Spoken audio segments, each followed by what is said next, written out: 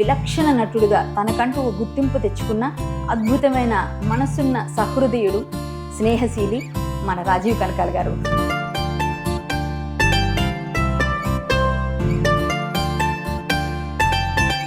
మీ నాన్నగారు చాలా మందిని తయారు చేశారు. ఫస్ట్ బ్యాచ్ రజనీకాంత్ గారు నాన్నగారు స్టూడెంట్ అంటే ఎంత గ్రేట్ సార్.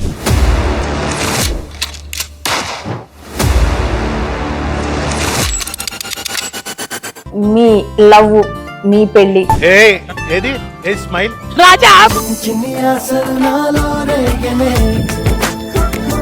మీరు ప్రేమించారు, ఆవిడ ప్రేమించాల్సి వచ్చిందా? కాదు, ప్రేమించేలా చేశాను.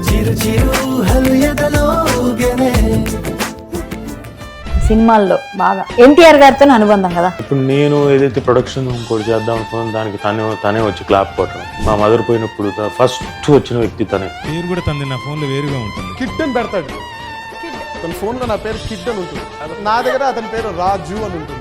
No problem. అతనికి ఇష్టం లేని పేరు అది. నాన్న ప్రేమతో లండన్ వెళ్ళినప్పుడు నేను వేరే చోట ఉన్నాం. We were there in 3 star hotel. తనేమో 5 స్టార్ హోటల్లో ఉన్నాడు. హీరో కదా 5 స్టార్ 7 స్టార్ లో ఉన్నాడు. నేను వెళ్ళలేదు అక్కడికి. తనుండి అరే నువ్వు ఇక్కడ ఎందుకు నాతో పాటు వచ్చేయన్నాడు. ఏం చెప్తుంటే రావేంటి, వాళ్ళకేంటి సంబంధం, ఇంకోటి నా రూమ్ కదా సరే అన్నాడు. నెక్స్ట్ డే కట్ చేస్తే మా హోటల్కి షిఫ్ట్ అయిపోయాడు. అది ఎంత చిరాకు ఉంటుందో తెలుసు తనకి. ఎందుకు చిరాకు ఎందుకు? అయినా సరే హ్యాపీ చిల్డ్రన్స్ డే అని. మీకు ఇష్టమైన ఇంట్లో బాగా ఇష్టం, హార్ట్గా దగ్గరగా ఉంది మీ సిస్టర్. అంటే చిన్నప్పటి నుంచి మేము ఇద్దరం కొట్టుకుంటూ ఉండేవాళ్ళం ఎక్కువ. అదేదో నన్ను ఏదో ఒకటి అంటుండేది. మా నాన్నకి దగ్గరికి వెళ్ళేది కంప్లైంట్ ఇస్తుంది, నేను దాన్ని కొట్టేవాడిని. మళ్ళీ ఎవరైనా కనుక ఏదైనా అంటే ఇద్దరం కలిసిపోయేవాళ్ళం.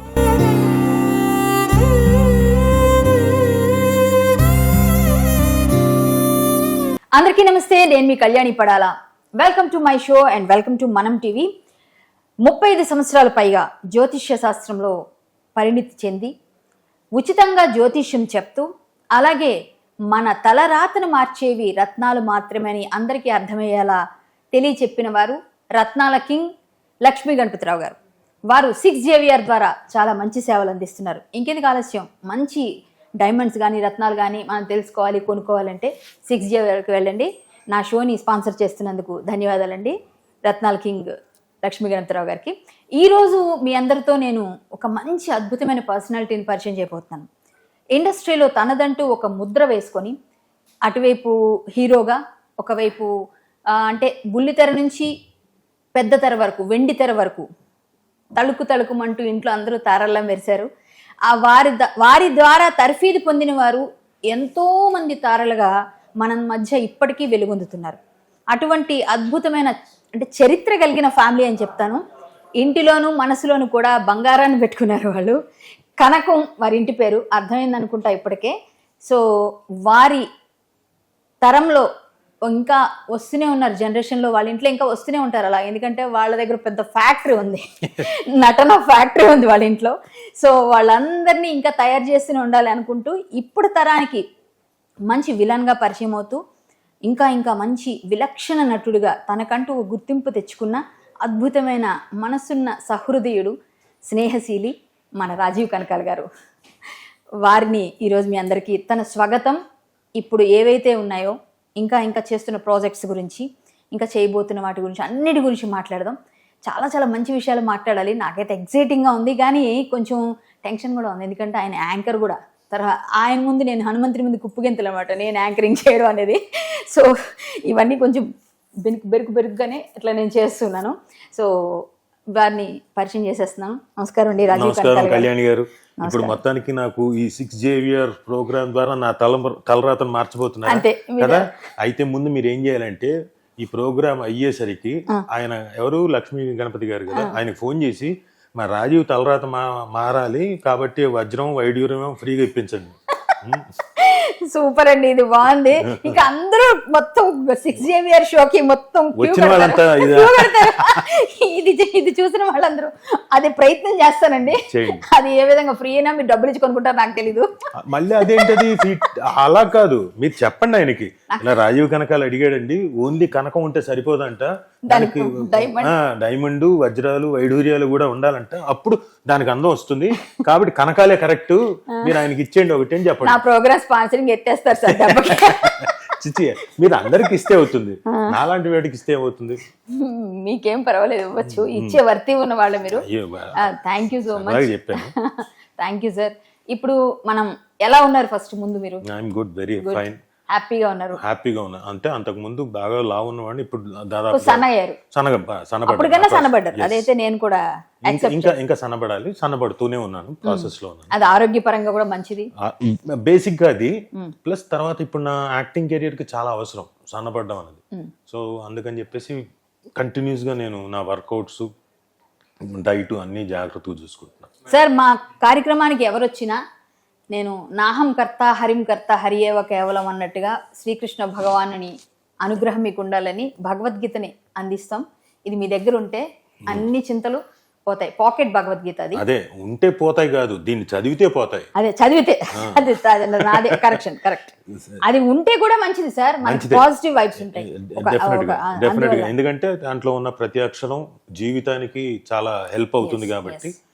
ఇది అంటే తరతరాలుగా నిరూపించబడింది కాబట్టి ఇది డెఫినెట్ గా. మన అమెరికాలో కూడా మన వాళ్ళ కాన్స్టిట్యూషన్ లో కూడా ఫాలో అవుతుంటారట భగవద్గీత. చాలా మీకు చాలా సైన్స్ ఉందండి. భగవద్గీత కానివ్వండి, మన సనాతన ధర్మం కానీ ఏదైతే ఉందో దాంట్లో మన ఓంకారానికే సైన్స్ ఉంది. ఓం అనే అక్షరానికే సైన్స్ ఉంది. ఇట్ ఈస్ నాట్ జస్ట్ ఏదో సూర్యుడి దగ్గర కూడా వినిపిస్తుంది అదంతా, స్పేస్ లో ఆ సౌండ్ అంతా వస్తుంది. సో ఇవన్నీ it is a science where దాని రెజొనెన్స్ మన బాడీ అంతా రెజొనేట్ అయ్యి మనం హెల్దీగా ఉంటాం. అందుకే మనం ధ్యానం చేసేటప్పుడు ఓం అని చెప్పేసి, అమ్ అని చెప్పేసి, అంటే నాజులు ఈ అంగుళికం ఇవన్నీ టచ్ అయినప్పుడు టోటల్ బాడీని ఇట్ విల్ అంటే చక్కగా రిలీవ్ చేస్తుంది. వాట్ ఎవర్ మనకి ఇబ్బందులు ఉన్నాయి రిలీవ్ చేస్తుంది. అందుకే యోగాసనాల్లో యోగాసనం వేసిన తర్వాత ఓం అనేది కంపల్సరీ అనిపిస్తారు. కొంతమంది మొహమాటం కొద్దీ అనరు. అంటే ఏమవుతుందో, పక్కన ఉన్నారు కదా ఏమనుకుంటారు, బట్ విన్నా కానీ హెల్ప్ అవుతుంది. ఎందుకంటే అది చెవుల ద్వారా లోపలికి వెళ్ళి ఇట్ క్రియేట్స్ బాడీలో ఉన్న పార్ట్స్ అన్నిటికీ ఎనర్జీని ఇస్తుంది. చాలా పాజిటివ్ గా ఉంటాం మనం ఆ రోజు, ఏ రోజు అయితే మనం ఆ మెడిటేషన్ చేస్తాం. సో మొత్తానికి మీరు యోగా క్లాసెస్ కూడా చెప్పేయచ్చు. నేనా అంటే నేర్చుకోవాలి. అంటే చిన్నప్పుడు యోగా క్లాసులు మాకు ఇన్స్టిట్యూట్ లో ఉండేవి. మీ హైట్ ఎంత అండి? నేను 5'10", కానీ 6 లాగా కనిపిస్తారు. అంటే వేసుకుంటాం కానీ చెప్పులు ఇంకొక 6 ఇంచ్ ఏదో ఉంటాం కాబట్టి అలా కనబడతాం కదా. 5'10".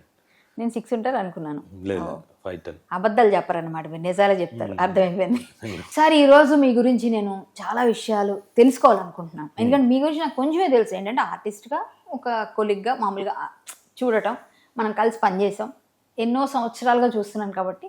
కానీ నాకు తెలిసింది కొంత, నాకు తెలియంది చాలా ఉంటుంది. సో మా ఆడియన్స్కి ఈరోజు మీ అంటే స్వగతం అని అనుకుంటాను, అది కూడా ప్లస్ ఇప్పుడు మీరు చేస్తున్న చాలా ప్రాజెక్ట్స్ ఉన్నాయి. మీ తాతగారి నుంచి మొదలు పెడతాను నేను. మీ తాతయ్య కనకాల గారు, తాతయ్య కనకాల నాయుడు గారు అని అనేవారు, నాయుడు గారు అని పిలిచేవారు వారు. సో వారు అక్కడ యానాంలో ఫ్రెంచ్ వాళ్ళ టైంలోనే ఆయన ఎమ్మెల్యేగా కంటెస్ట్ చేసి గెలిచి సేవలు చేశారు. కాకుండా ఆయన జడ్జి కూడా. జడ్జ్ ఫస్ట్ యాక్చువల్ గా ఫ్రెంచ్ పరిపాలన ఉన్నప్పుడు హీ వాజ్ జడ్జ్. ఆ టైంలో వాళ్ళ గవర్నమెంట్ అండర్ లో గ్రఫే అనేది అంటారు, సమ్ పదం ఉంది, టెక్నికల్ పదం. దాంట్లో ఆయన హీ వాజ్ జడ్జ్. అంటే ఆయన పోస్టింగ్ కూడా యానాం, మాహే, కరేకాల్, పాండిచ్చేరి కూడా, ఈ 4 ప్రదేశాల్లో ఉద్యోగరీత్యా ఆయన అక్కడికి వెళ్ళేవాళ్ళు. అక్కడికి వెళ్ళి ఉండొచ్చే అంటే అక్కడ ఉన్నారు. సో ఆ జడ్జి అయిపోయిన తర్వాత డ్యూరింగ్ ది టెన్యూర్ లాస్ట్ ఇది డేస్ ఆఫ్ ఫ్రెంచ్ ఇంకా వెళ్ళిపోతున్నారు అన్న టైంలో, 1950-51 ఆ టైంలో వెళ్ళిపోయారు ఫ్రెంచ్ వాళ్ళు. కాదు అప్పటికే మనకు స్వాతంత్రం వచ్చిన తర్వాత దాదాపు ఇంకో 4 ఏళ్ల వరకు, 47 మనకి, అవును, వాళ్ళు ఇంకా 4 ఏళ్ల వరకు ఉన్నారు. 51 ఆ టైంలో మనకి యానాంకి స్వాతంత్రం వచ్చింది. సో ఆ టైంలో ఈ వాజ్ ఎమ్మెల్యే కూడా, ఆ ఫ్రెంచ్ పరిపాలనప్పుడు ఎమ్మెల్యే. అండ్ ఆ తర్వాత కూడా ఏంటంటే స్వాతంత్ర పోరాటం, అంటే ఫ్రెంచ్ నుంచి దే వాంటెడ్ టు రిలీవ్, లేదు ఎందుకంటే భారతదేశం అంతా స్వాతంత్రం వచ్చేసింది, మనమంతా భారతీయులం, వాళ్ళ కింద మనం వర్క్ చేయడం ఏంటి అని చెప్పేసి అనుకొని హీ వాంటెడ్ ఇది. ఆ దీంట్లో కూడా ఆ ఫ్రీడమ్ ఫైటర్ దీంట్లో he fought for independence. Me father ఇంకా బ్రదర్స్ కానీ ఎవరైనా ఉన్నారా రాజకీయాల్లో? మా అంటే మొత్తం అంతా మా తాతయ్య గారికి మా నాన్నమ్మ కూడా ఎమ్మెల్సీ. ఓ గ్రేట్ అండి. అప్పట్లోనే అంటే అప్పట్లోనే ఎమ్మెల్సీ అయిన తర్వాత మొత్తం మా పేరెంట్స్ వాళ్ళ వైపు, మా నాన్నగారి వైపు ఏంటంటే 4 బ్రదర్స్ 4 సిస్టర్స్. ఓకే. ఫస్ట్ మా నాన్న దేవదాస్ కనకాల గారు, తర్వాత రామదాస్ కనకాల గారు, తర్వాత శంభుదాస్ కనకాల గారు, తర్వాత శ్రీనివాస్ కనకాల గారు. తర్వాత మాకు 4 అత్తయ్యలు, మేనత్తలు, రాజత్తయ్య, ఉమత్తయ్య, విద్యత్తయ్య ప్లస్ వేదత్తయ్య. వీళ్ళు 4 సిస్టర్స్. మీ నాన్నగారు ఎన్నెవరండి? ఫస్ట్ ఆయనే ఫస్ట్, మిగిలిన వాళ్ళందరూ చిన్నవాళ్ళు. మిగతా అంతా చిన్నవాళ్ళు. ఈయనకి బాధ్యత ఎక్కువ ఉంటుంది. ఎవరికి? నాన్నగారికి.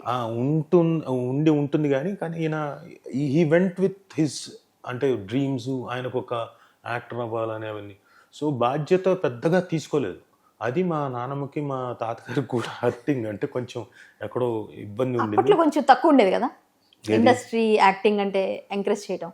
అది తక్కువ ఉండేది, బట్ ఏవో ఉంటాయి కదండి అప్పటి రోజుల్లో. మగపిల్లాడు ఉండి ఫ్యామిలీ చూసుకోవాలి కొంచెం ఇదే అని చెప్పేసి. బట్ హీ వెంట్ అవుట్, వెళ్ళి పూణే ఫిల్మ్ ఇన్స్టిట్యూట్కి వెళ్ళి అక్కడ యాక్టింగ్ నేర్చుకొని, ఆ తర్వాత అంటే వీళ్ళు ముందు నుంచి కూడా ఇంట్లో పెద్దగా లేరు. ఆఫ్టర్ 10th అప్పుడు పియూసీ అనేవాళ్ళు. అది అయిపోయిన వెంటనే దే వెంట్ టు కాకినాడ నుంచి మళ్ళీ వైజాగ్ వెళ్ళిపోయారు. వైజాగ్లో ఆంధ్ర యూనివర్సిటీ, అక్కడి నుంచి మళ్ళీ పూణే ఫిల్మ్ ఇన్స్టిట్యూట్. ఇంకా తర్వాత మొత్తం అంతా బయటే ఉన్నాడు మా నాన్న. ఆ తర్వాత మా నాన్న లక్కీగా చెన్నైకి వచ్చిన తర్వాత పెద్దగా వేషాలు రాలేదు. ఏ వయసులో వచ్చారు చెన్నైకి నాన్నగారు? చెన్నైగా ఈ షుడ్ బి వెరీ అంటే యంగ్ ఏజ్, అప్పటికి 26 or 27 వచ్చినప్పుడు పెద్దగా ఏం ఆపర్చునిటీస్ రాలే. నాన్నగారు బాగా చదువుకున్నారా? బాగా చదువుకున్నాడు. అమ్మో, ఈజ్ ఎ వొరాషియస్ రీడర్. దానికి కూడా రీజన్ చెప్తా. మిగతా ఏం చదువుకున్నాడో ఏం చదువుకోలేదో నాకు తెలియదు.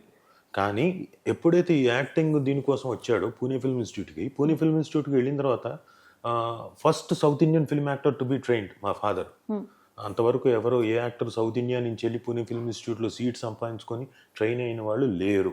So he is the first South Indian film actor got train. So మామూలుగా అయితే 20 seats ఉంటాయి, అందులో 2 రిజర్వేషన్. సో 18 ఓపెన్లో ఉంటాయి. సో అన్ని స్టేట్స్ మీద నుంచి వచ్చే దాంట్లో మనం సీట్ సంపాదించుకోవాలి, చాలా కష్టం. బట్ లక్కీగా ఈయనకు వచ్చిన తర్వాత అక్కడికి వెళ్ళాడు. కాంపిటీషన్ అంతా ఉండేది, చాలా కాంపిటీషన్. అయితే అక్కడికి వెళ్ళిన తర్వాత టోటల్ హిందీయే లేదా ఇంగ్లీషు. ఈయనకు వచ్చా హిందీ అస్సలు ఒక్క ముక్క రాదు. ఏది మళ్ళీ 2 సంవత్సరాలు పూణే ఫిల్మ్ ఇన్స్టిట్యూట్లో ఉన్న తర్వాత మరి ఎలా మేనేజ్ చేశారు నాకు తెలియదు. అంటే మేనేజ్ ఎలా చేశాడో కూడా తెలియదు.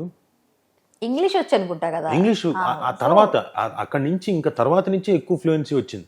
ఎందుకంటే ఇప్పుడు ఈయన నేర్చుకోవాలి. క్లాసులంతా హిందీలో చెప్తున్నారు, ఇంగ్లీష్లో చెప్తున్నారు కొంత. సో మిగతా పెద్దగా ఫ్రెండ్స్ లేరు, ఎందుకంటే ఉన్న వాళ్ళంతా హిందీలో మాట్లాడుతున్నారు ఏదో.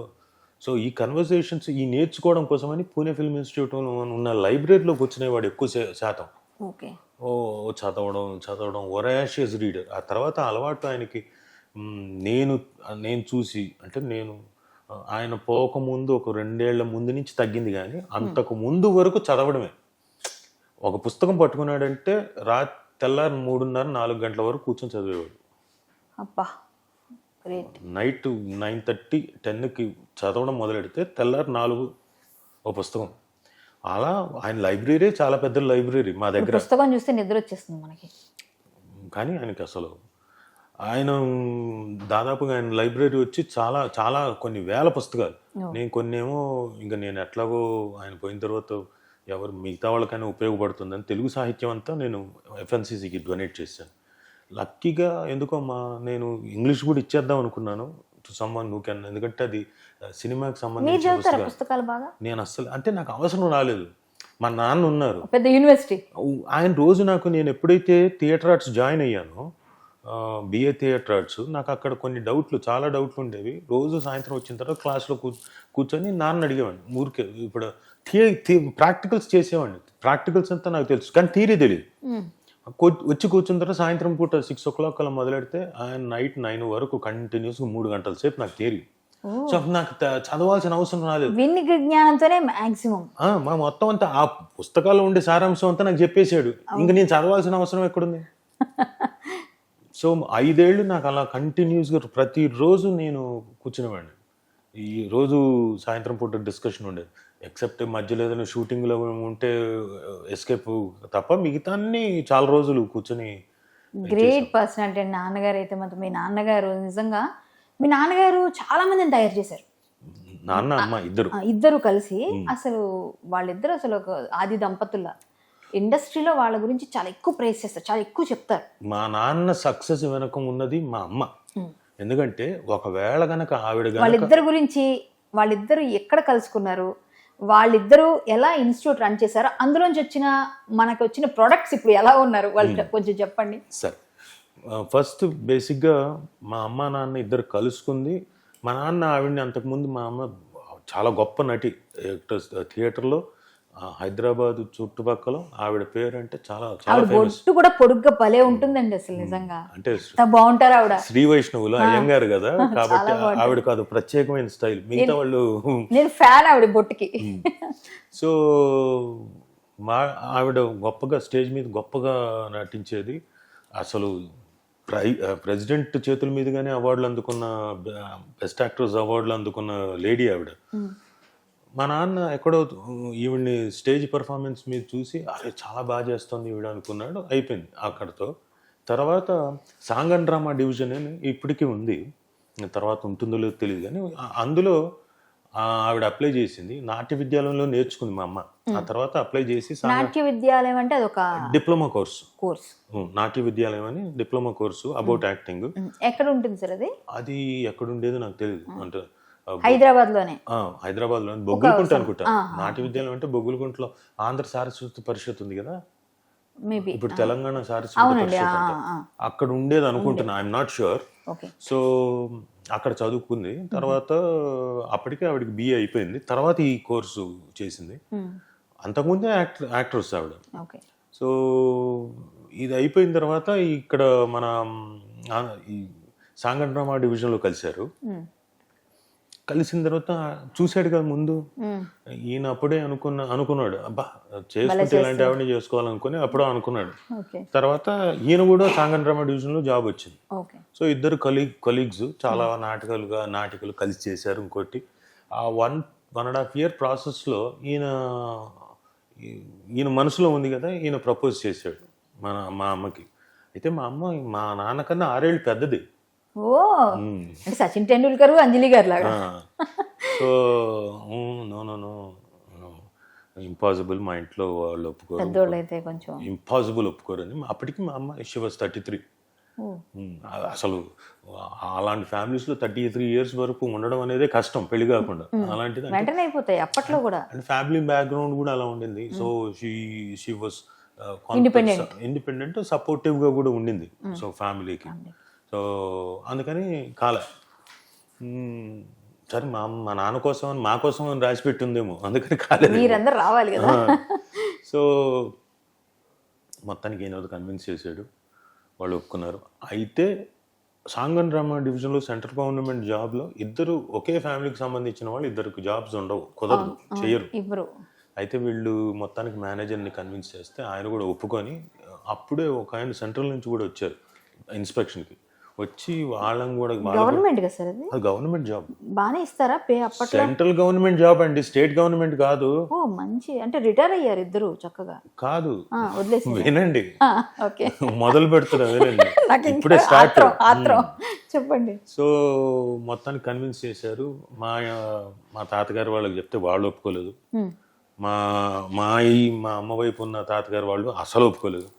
సో మొత్తానికి వీళ్ళిద్దరు కలిసి, వాళ్ళు మిగతా స్టాఫ్ మెంబర్స్ అందరూ కలిసి యాదగిరిగుట్టలో November 21st పెళ్లి చేసుకున్నారు. ఆ పెళ్లికి మా బాబాయ్ వచ్చారు, మా రామదాస్ బాబాయ్ను మా శంభుదాస్ బాబాయ్ అనుకుంటా, ఇద్దరు బాబాయ్లు వచ్చారు. వాళ్ళు మాత్రమే వచ్చారు. పెళ్ళైంది, అంతా హ్యాపీ అనుకున్న తర్వాత ఈయనకి ఈ గవర్నమెంట్ జాబ్ ఎవరైనా వదిలేస్తారండి. అక్కడ రాజా రామదాస్ గారు అని ఇంకొక ఆయన ఉన్నారు. దేవదాస్, మేము south Indian film chamber of commerce వాళ్ళు ఇన్స్టిట్యూట్ పెడుతున్నారు, నువ్వు అక్కడికి వస్తే నువ్వు ప్రొఫెసర్గా నువ్వు పోస్టింగ్ అంటే మరి నేను ఒక్కడిని ఇలా వస్తే కాదు మా ఆవిడ కూడా ఉందంటే మీ ఆవిడకి కూడా పోస్టింగ్ ఇచ్చేస్తాం మీరు వచ్చేయండి ఎందుకంటే వాళ్ళిద్దరే చెప్పగలిగిన వాళ్ళు క్వాలిఫైడ్ పీపుల్ అంటే ఈయన అంటే నేను నేర్చుకుంది అది కదా ఇన్స్టిట్యూట్ నుంచి నేర్చుకొని వచ్చింది నేను ఇంకొక 10 మందిని తయారు చేయగలుగుతాను కదా సరే నేను అక్కడ ఉంటే ఇండస్ట్రీకి దగ్గరగా ఉంటే ఏదైనా వేషాలు వస్తాయి కదా ఇలా ఆలోచనతోటి గవర్నమెంట్ జాబ్ను రిజైన్ చేసి సెంట్రల్ గవర్నమెంట్ జాబ్ను రిజైన్ చేసి చెన్నై వెళ్ళిపోయాడు అంటే కమిట్మెంట్ అనుకోవాలా ఎవరికైనా ప్యాషన్ అంటే సినిమా ప్యాషన్ అందుకని వచ్చేసాడు వచ్చిన తర్వాత జాయిన్ అయిపోయాడు చక్కగా ఇన్స్టిట్యూట్ స్టార్ట్ అక్కడే ఫస్ట్ బ్యాచ్ రజనీకాంత్ గారు ప్రదీప్ శక్తి గారు జీవి నారాయణరావు గారు హేమా చౌదరి గారు వీళ్ళంతా ఫస్ట్ బ్యాచ్ సెకండ్ రజనీకాంత్ గారు నాన్నగారు స్టూడెంట్ అంటే ఎంత గ్రేట్ సార్ అసలు నాకైతే చాలా నేను మోహన్ బాబు గారిని అడిగా ఒకసారి కనిపించింది సార్ రజనీకాంత్ గారిని మీరు చెప్తుంటే రబ్బలు అనిపిస్తుంది తర్వాత సెకండ్ బ్యాచ్ వచ్చి రాజేంద్ర ప్రసాద్ గారి బ్యాచ్లో సెకండ్ బ్యాచ్లో ఇంకెవరున్నారు నాకు కరెక్ట్గా ఐడియా లేదు అక్కడి నుంచి చాలా మంది యాక్టర్స్ ముక్కు సుధాకర్ గారు నాజర్ గారు శ్రీనివాసన్ గారు చిరంజీవి గారు ఎన్నో బ్యాచ్ అండి చిరంజీవి గారు నేను అనుకోవడం 77 అనుకుంటా 77 ఎందుకంటే వీళ్ళంతా సీనియర్స్ 4 బ్యాచ్లు ముందు సో అక్కడ నేర్చుకున్న వాళ్ళంతా వీళ్ళు బాగా షైన్ అయిన వాళ్ళు చాలా మంది ఇంకా ఉన్నారు ఇంకా 30-40 మంది ఉంటారా 30 మంది ఉంటారా ఇంకా ఎక్కువ ఉంటారా అంటే బయటికి వచ్చి బాగా పాపులర్ అయినా అయ్యో 30 అంటే హీరోలుగా అన్నది ఆర్టిస్టులుగా చాలా మంది వచ్చి 30 మందా హీరోలుగా బాగా బాగా ఫేమ్ ఉన్న వాళ్ళు 10-15 మంది పెద్దవాళ్ళ పేర్లు చెప్తాము ఇంకా 30 మంది హీరోలుగా చేస్తున్నారు అన్నవాళ్ళు 30-40 మంది ఇంకా ఉంటారా ఇంకెక్కువ ఉంటారా లేదు 30 ఉంటారా ఉంటారు ఈ తరం వాళ్ళు కూడా ఉన్నారు కదా ఈ తరం అంటే మొన్నటి వరకు కూడా ఈ తరం హీరోలు ఎవరు ఉన్నారండి అంటే ఈ తరం హీరోల్లో వచ్చి నరేష్ ఓకే మనోజ్ రాజేష్ నరేష్ రాజేష్ మన వివి గారు అబ్బాయి మనోజ్ మంచి మనోజ్ మీకు ఇంట్లో ఉదయం లేస్తే అదే వినిపిస్తుంటాయి కదా ఇప్పుడు సంగీతం టీచర్స్ ఉన్నారు అనుకోండి ఇంట్లో పొద్దున్న లేచిందని సంగీతం పాడిస్తుంటారు సార్ అని మొదలవుతుంది వీళ్ళు డేనే అలా మొదలవుతుంది మీకు మార్నింగ్ ఏంటి అంటే డ్రామా కానీ లేకపోతే అసలు ఏం చెప్తారు క్లాసెస్ వీళ్ళు ఎలా చెప్పేవారు మీరు ఒక క్వశ్చన్ అడిగారు నేను అది కంప్లీట్ చేయలేదా సారీ అయిపోయింది అనుకో నేను ముందుకు వెళ్ళిపోయాను అయిపోలేదు అయితే మీరు చెప్పండి ఒకసారి ఇప్పుడు మీరు ఇంటర్వ్యూల్లో చేసే దాంట్లో ముందు అర్థం చేసుకోవాల్సిన పాయింట్ ఏంటి ఇంకా కంప్లీట్ అయిందా లేదా ఒకటి అయిన తర్వాత రెండో దానికి వెళ్ళాలి థ్యాంక్ యూ అండి అంటే వేరే ఉద్దేశంతో చెప్పండి అంటే ఒకటి మళ్ళీ నేను మర్చిపోతాను అవునవును ఇక్కడి నుంచి మళ్ళీ ఎక్కడికో డైవర్షన్ అవుతుంది సో మా నాన్న అక్కడికి వెళ్ళిపోయిన తర్వాత వీళ్ళందరూ అయితే ఆ టైంలోనే ఓసిత కథ అని విశ్వనాథ్ గారు సినిమా ఒకటి మా నాన్న ఫస్ట్ టైం కాదు విలన్ పెద్ద హిట్ అది చిన్న బడ్జెట్ సినిమా పెద్ద హిట్ చంద్రమోహన్ గారు హీరో కానీ అందులో ఆయన్ని చంపేస్తారు మా నాన్నే మెయిన్ రోజారమణి గారు యాక్చువల్ గా ఆవిడ మీద లేడీ ఓరియంటెడ్ సబ్జెక్ట్ పెద్ద హిట్ అది ఆ హిట్ ఈయనకి 4 సినిమాలు మిగతా లాంగ్వేజెస్ లో వచ్చేసాయి విలన్ గా ఈయనకి లాంగ్వేజ్ రాకపోవడం ఒకటి ప్లస్ ఆయన రాజా రామదాస్ గారు ఏం చేశారంటే ఇన్స్టిట్యూట్ లో ప్రిన్సిపల్ ఉన్నారు కదా ఆయన ఏమన్నా అంటే దేవదాస్ నీకు ఒక కథ చెప్తాను నువ్వు లైఫ్ లో ఒక అమ్మాయిని ప్రేమించి అమ్మాయిని పెళ్లి చేసుకుందాం అనుకున్నావు అయితే అనివార్య కారణాల వల్ల అమ్మాయి పెళ్లి చేసుకోలేదు నిన్ను ఏదో ప్రాబ్లమ్స్ వల్ల ఆ తర్వాత నువ్వు ఇంకొక అమ్మాయిని చూసావు ఆ అమ్మాయి నీకు నచ్చింది ప్రేమించావు పెళ్లి చేసుకున్నావు తర్వాత నీ లైఫ్లోకి నువ్వు మొదట ప్రేమించిన అమ్మాయి తిరిగి వచ్చింది ఇప్పుడు నేను పెళ్లి చేసుకుంటాను అప్పుడు నువ్వేం చేస్తావు నువ్వు పెళ్లి చేసుకున్న అమ్మాయిని వదిలేస్తావా అని అడిగాడు అలా వదిలేస్తాను తప్పు కదా ఇంకోటి ఆలోచించుకో మరి జాబ్ అలాంటిది కదా ఇక్కడ లింక్ పెట్టాడు అయితే ఈయన కరెక్టే కదా చాలా ఫీల్ అయిపోయి వదిలేసాడు సబ్జెక్ట్ ఇన్స్టిట్యూట్ మెయిన్గా అని చెప్పేసి పోయాయి ఒకసారి అవుట్ ఆఫ్ సైట్ మీకు వచ్చింది గ్రాప్ చేసుకోలేదు అనుకోండి తర్వాత ఎవరు రారు సో అలా రాలేదు అప్పుడు ఓన్లీ విశ్వనాథ్ గారి సినిమాలు మాత్రమే వచ్చేవి ఈయనకి సిరిసిరిమూవ మాంగళ్యానికి మరో ముడి ఇలాంటి సినిమాలన్నీ ఆయన సినిమాలే ఎక్కువ చేసేవాడు ఇంకా వేరే సినిమాలు లేవు మధ్యలో వేరే డైరెక్టర్లు తప్ప సో ఇన్స్టిట్యూట్ అయిన తర్వాత ఒక పాయింట్ వచ్చిన తర్వాత ఆయన ఏమనుకుంటే అదేంటిది నేను ఇప్పుడు ఇక్కడికి వచ్చి నేర్చుకున్న సబ్జెక్ట్ని నలుగురు నేర్పించడానికి ఉపయోగపడుతుంది ఇప్పుడు నా స్టూడెంట్స్ని ఎవరో ఒకళ్ళు తీసుకోవాలి కదా ఇండస్ట్రీ మహా అంటే ఒక 5గురు 6గురు బయటకు వెళ్తున్నారు, మిగతా వాళ్ళ సంగతి ఏంటి? సో నేనే డైరెక్ట్ చేస్తే అయిపోతుంది కదా, వీళ్ళందరికీ ఆపర్చునిటీ ఇస్తే బాగుంటుంది కదా, డైరెక్షన్లోకి దిగాడు. ఓహో, అలా డైరెక్ట్ ఒకదాని నుంచి ఒకటి డైరెక్షన్లోకి వెళ్ళాడు. డైరెక్షన్లో డబ్బులు రావట్లేదు, పేరు బాగా వచ్చింది. ఫస్ట్ సినిమానే చలిచీమలు చాలా పెద్ద హిట్, నంది అవార్డు కూడా ఓకే. అంత పెద్ద హిట్, కానీ డబ్బులు లేదు. అంటే ఇట్ ఈస్ ఆర్టిస్టిక్ మూవీ కాబట్టి ఆ ప్యాటర్న్లో మంచి పేరు వచ్చింది. సెకండ్ నిజం అని చెప్పేసి గుమ్మడి గారిని పెట్టి, యాక్చువల్గా రాచకొండ విశ్వనాథ శాస్త్రి గారిది నిజం ఆ నాటికని ఈ అంటే డ్రామటైజ్ చేసి, డ్రామటైజేషన్ ఉంది, అది తెరకి అన్వయించి చేశారు. అందులో రాజేంద్ర ప్రసాద్ గారు, అందరూ విఠల్ ప్రసాద్ గారు, మిగతా అందరూ చేశారు, స్టూడెంట్స్ అంతా పెట్టుకొని చేశాడు. సో అది కూడా ఓకే, కానీ డబ్బులు రావట్లేదు, డైరెక్టర్గా ఏమి రావట్లేదు. దాదాపుగా 6-7 సినిమాలు చేశాడు అక్కడి నుంచి. ఏది 76-77 నుంచి ఒక 83-4 ఇయర్స్లో 3 సినిమాలు చేశాడు, 6 సినిమాలు చేశాడు. ఈయనకి ఏం ఫైనాన్షియల్గా ఉపయోగపడలేదు, కాకపోతే మా అమ్మ వర్క్ చేస్తుంది కాబట్టి సరిపోయింది. ఆవిడ జాబ్ అలా చేస్తున్నారు, మీరు మాత్రం డైరెక్షన్ చేస్తున్నారు. సో ఆ తర్వాత ఇంకా ఆయన ఇదేంటిది డైరెక్షన్ చేస్తున్నాం డబ్బులు రావట్లేదు, మనకేమో ముక్కుసూటి వ్యవహారం, కోపం ఎక్కువ, ఈయనకి బాగా కోపం, ఏదైనా ఎవరైనా టప్మని అనేస్తాడు. సో అవ్వట్లేదు వరకు. ఆ టైంలో ఏఆర్ కృష్ణ గారు దేవదాసు నువ్వు ఇక్కడ రా, ఆంధ్రప్రదేశ్ రిపర్టరీ పెడుతున్నాం, అది నువ్వు మేనేజ్ చేస్తే బాగుంటుంది, నువ్వు లక్ష్మి వచ్చేయండి అంటే సరే అని చెప్పేసి అప్పుడు అక్కడి నుంచి టోటల్గా ఇటు షిఫ్ట్, డైరెక్షన్ కాక వదిలేసి అక్కడ ఉండే మా అమ్మది గవర్నమెంట్ జాబ్, అప్పుడు అక్కడ ఉన్న స్టాఫ్ని అందులో వేశారు, ఎక్కడ అడియార్ ఫిల్మ్ ఇన్స్టిట్యూట్లో, అందులో ఈవిడ్ని మాత్రం వేశారు. అప్పటికి టీచింగ్లో ఉంది కదా అడియార్లో, విన్నాను నాన్నగారు, మా నాన్నగారు చెప్పేవారు అడియార్ గురించి. అక్కడ అరుణ్ పాండ్యన్ గారు, రామ్కి, శుభలేఖ సుధాకర్ గారు, వీళ్ళంతా అక్కడి నుంచి వచ్చిన ప్రోడక్ట్స్ మా అమ్మ దగ్గర నేర్చుకున్నవాళ్ళు. ఆ జాబ్ వదిలేసింది, గవర్నమెంట్ జాబ్, ఈయన ఎక్కడికి వెళ్తే అక్కడికి రావడం కదా, సో ఆ జాబ్ వదిలేసింది, ఇక్కడికి వచ్చేసారు. ఇది not a government job but semi government job. So స్టూడెంట్స్ని తీసుకుంటారు కాబట్టి స్టైఫండ్ మీద సెలెక్ట్ చేసి, అంటే డబ్బులు ఇచ్చి వాళ్ళకి నేర్పించడం, సో దట్ గవర్నమెంట్ తాలూకు ఏమైనా ఉన్నాయనుకోండి వీళ్ళంతా నేర్చుకుని ఆ నాటికలంతా ప్రదర్శించడానికి.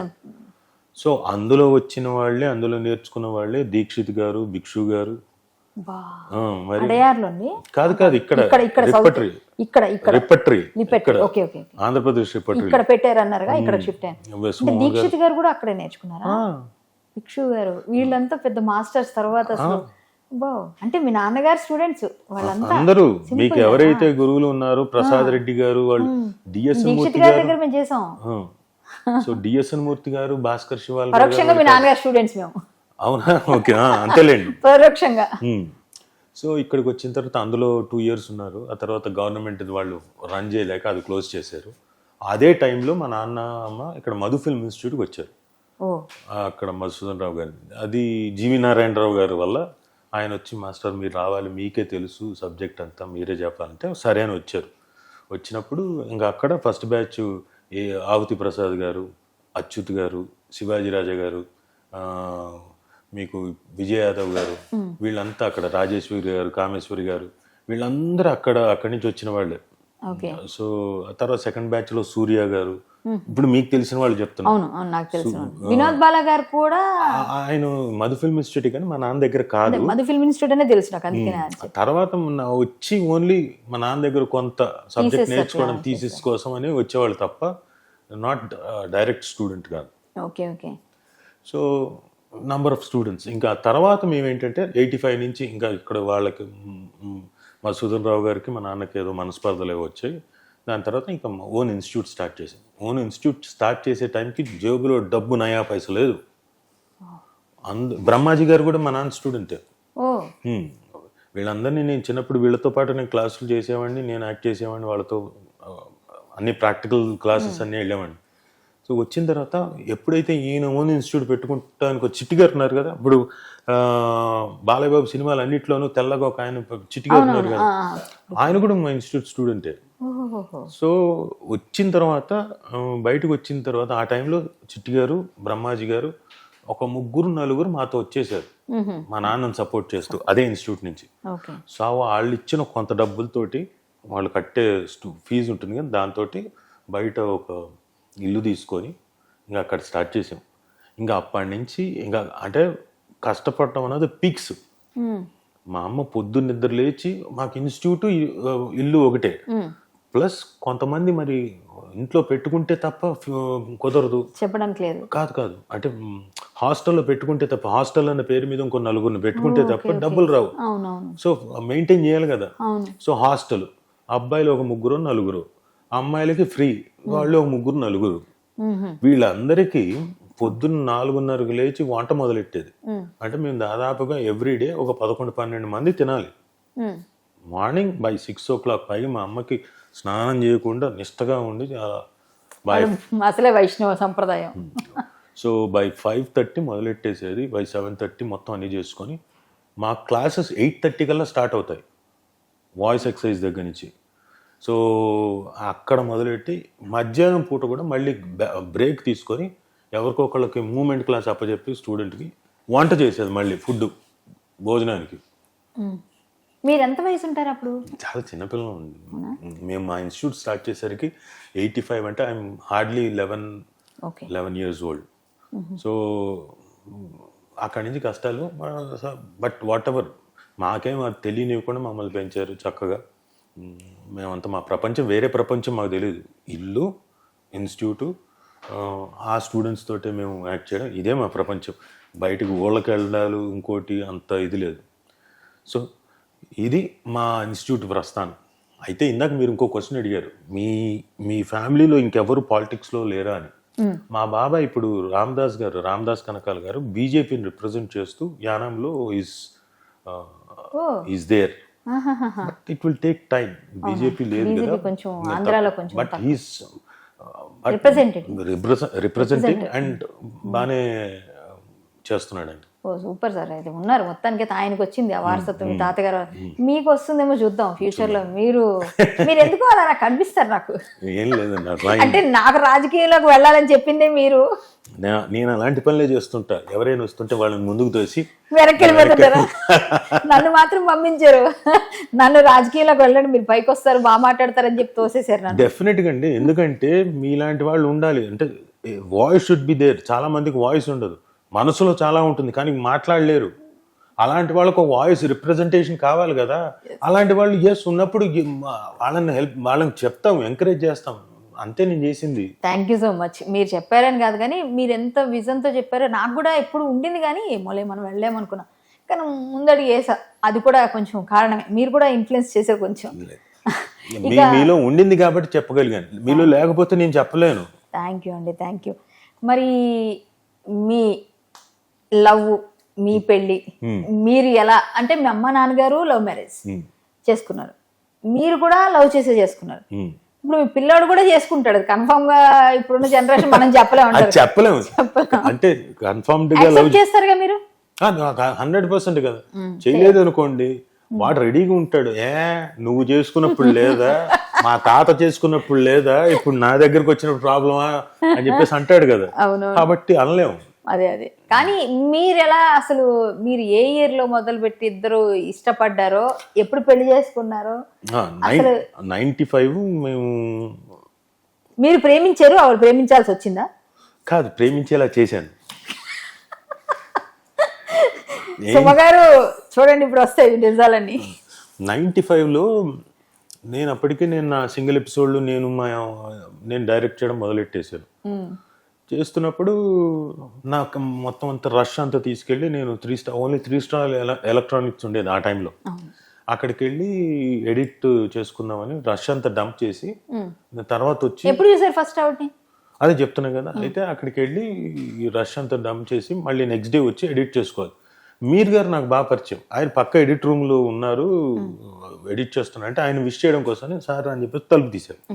కరెక్ట్గా ఆ టైంలో ఆయన మానిటర్ ముందు ఉంటే అందులో జంజాల గారి సినిమా ఉంది కదా, అందులోంచి ఒక సాంగ్ ఉంది, తొలిసారి మిమ్మల్ని చూసింది మీద. అదే టైంలో ఈవిడ క్లోజ్లో ఎంటర్ అయింది.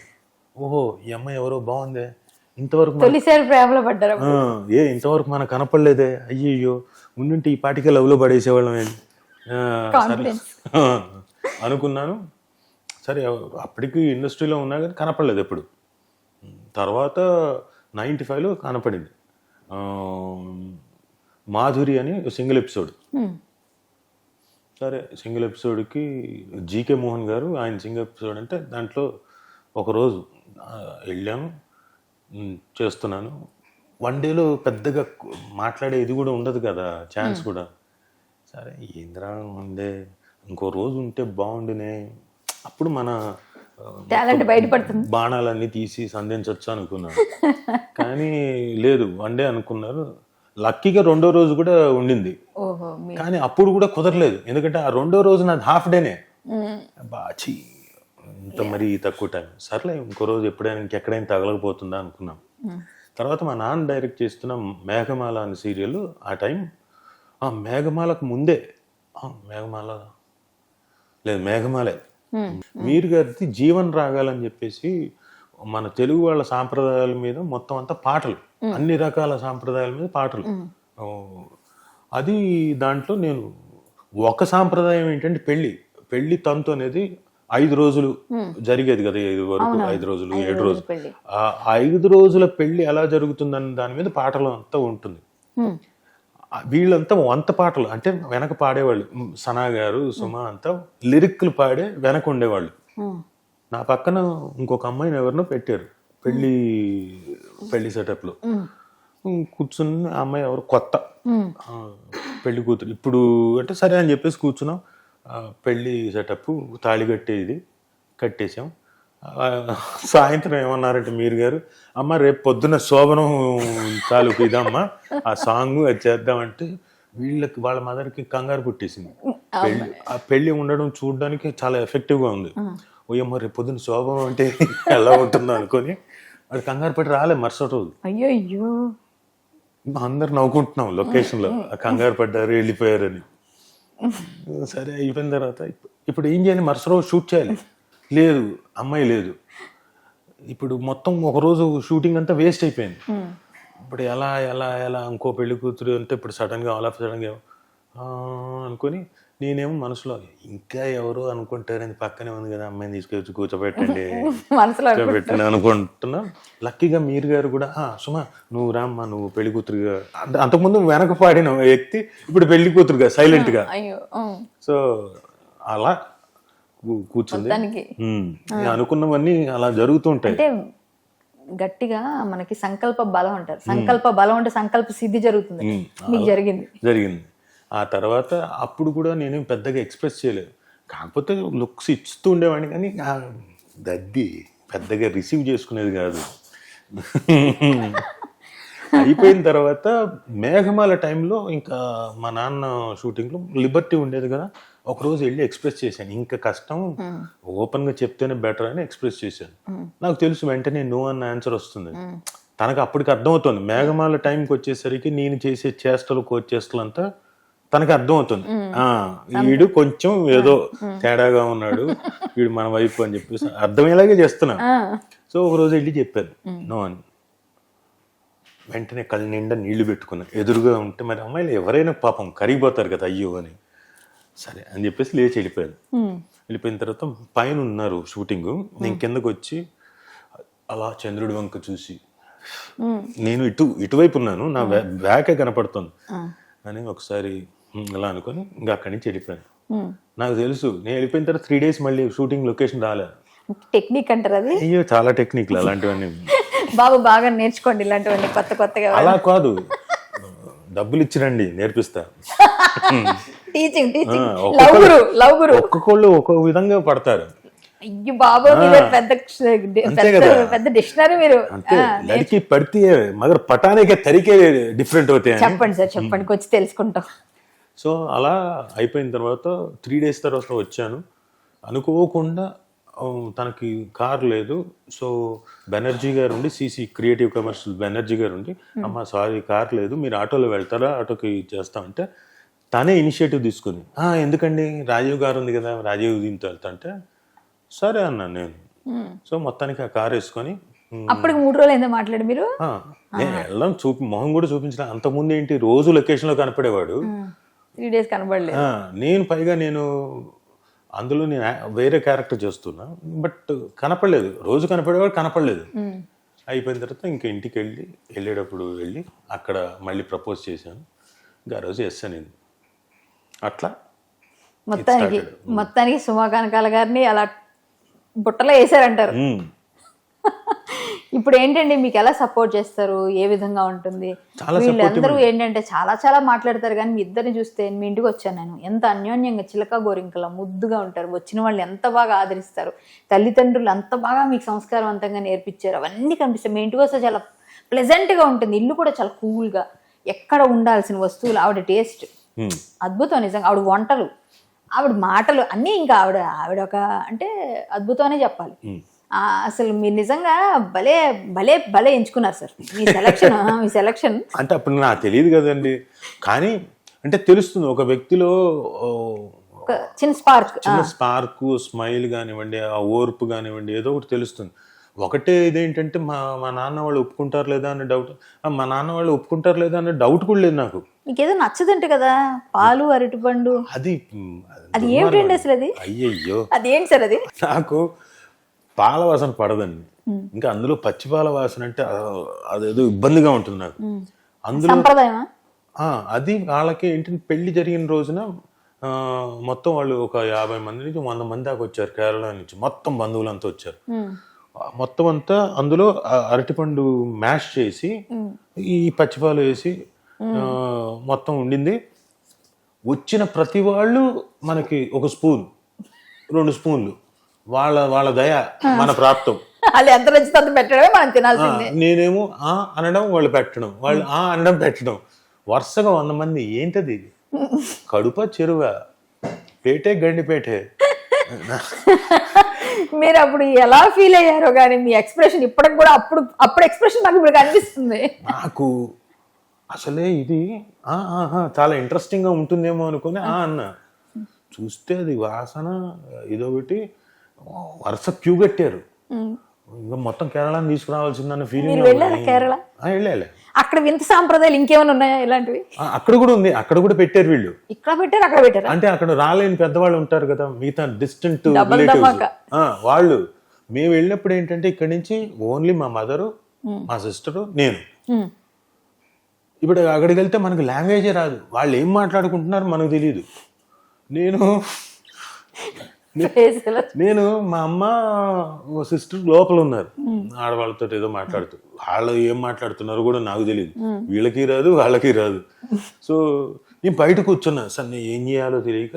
పైగా ఏంటి నీట్గా అదొక సూట్ ఒకటి కొనుక్కొని టై కట్టుకుని సూట్ వేసుకుని నేను కూర్చున్నా. కూర్చుంటే వచ్చిన వాళ్ళంతా ఏంటి 80+, అందరు పెద్దవాళ్ళు అనుకుంటూ. నాకేమో ఉంగరాలు జుట్టు కదా, వాళ్ళేమనుకుంటున్నారు నేను మలయాళీ అనుకుంటున్నారు.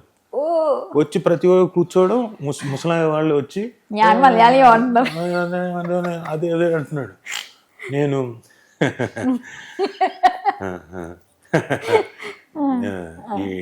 ముసలి నేను మరి సుమ్మగారు మీకు హెల్ప్ చేయలేదా? ఎక్కడ లేదు, నా దగ్గర లేదు, లోపల ఎక్కడో ఉంది. నేను ఇంకొకళ్ళు వస్తారు, ఇంకొకళ్ళు వచ్చి కూర్చుంటాడు. నాకు ఒక అరగంట గంట అయింది.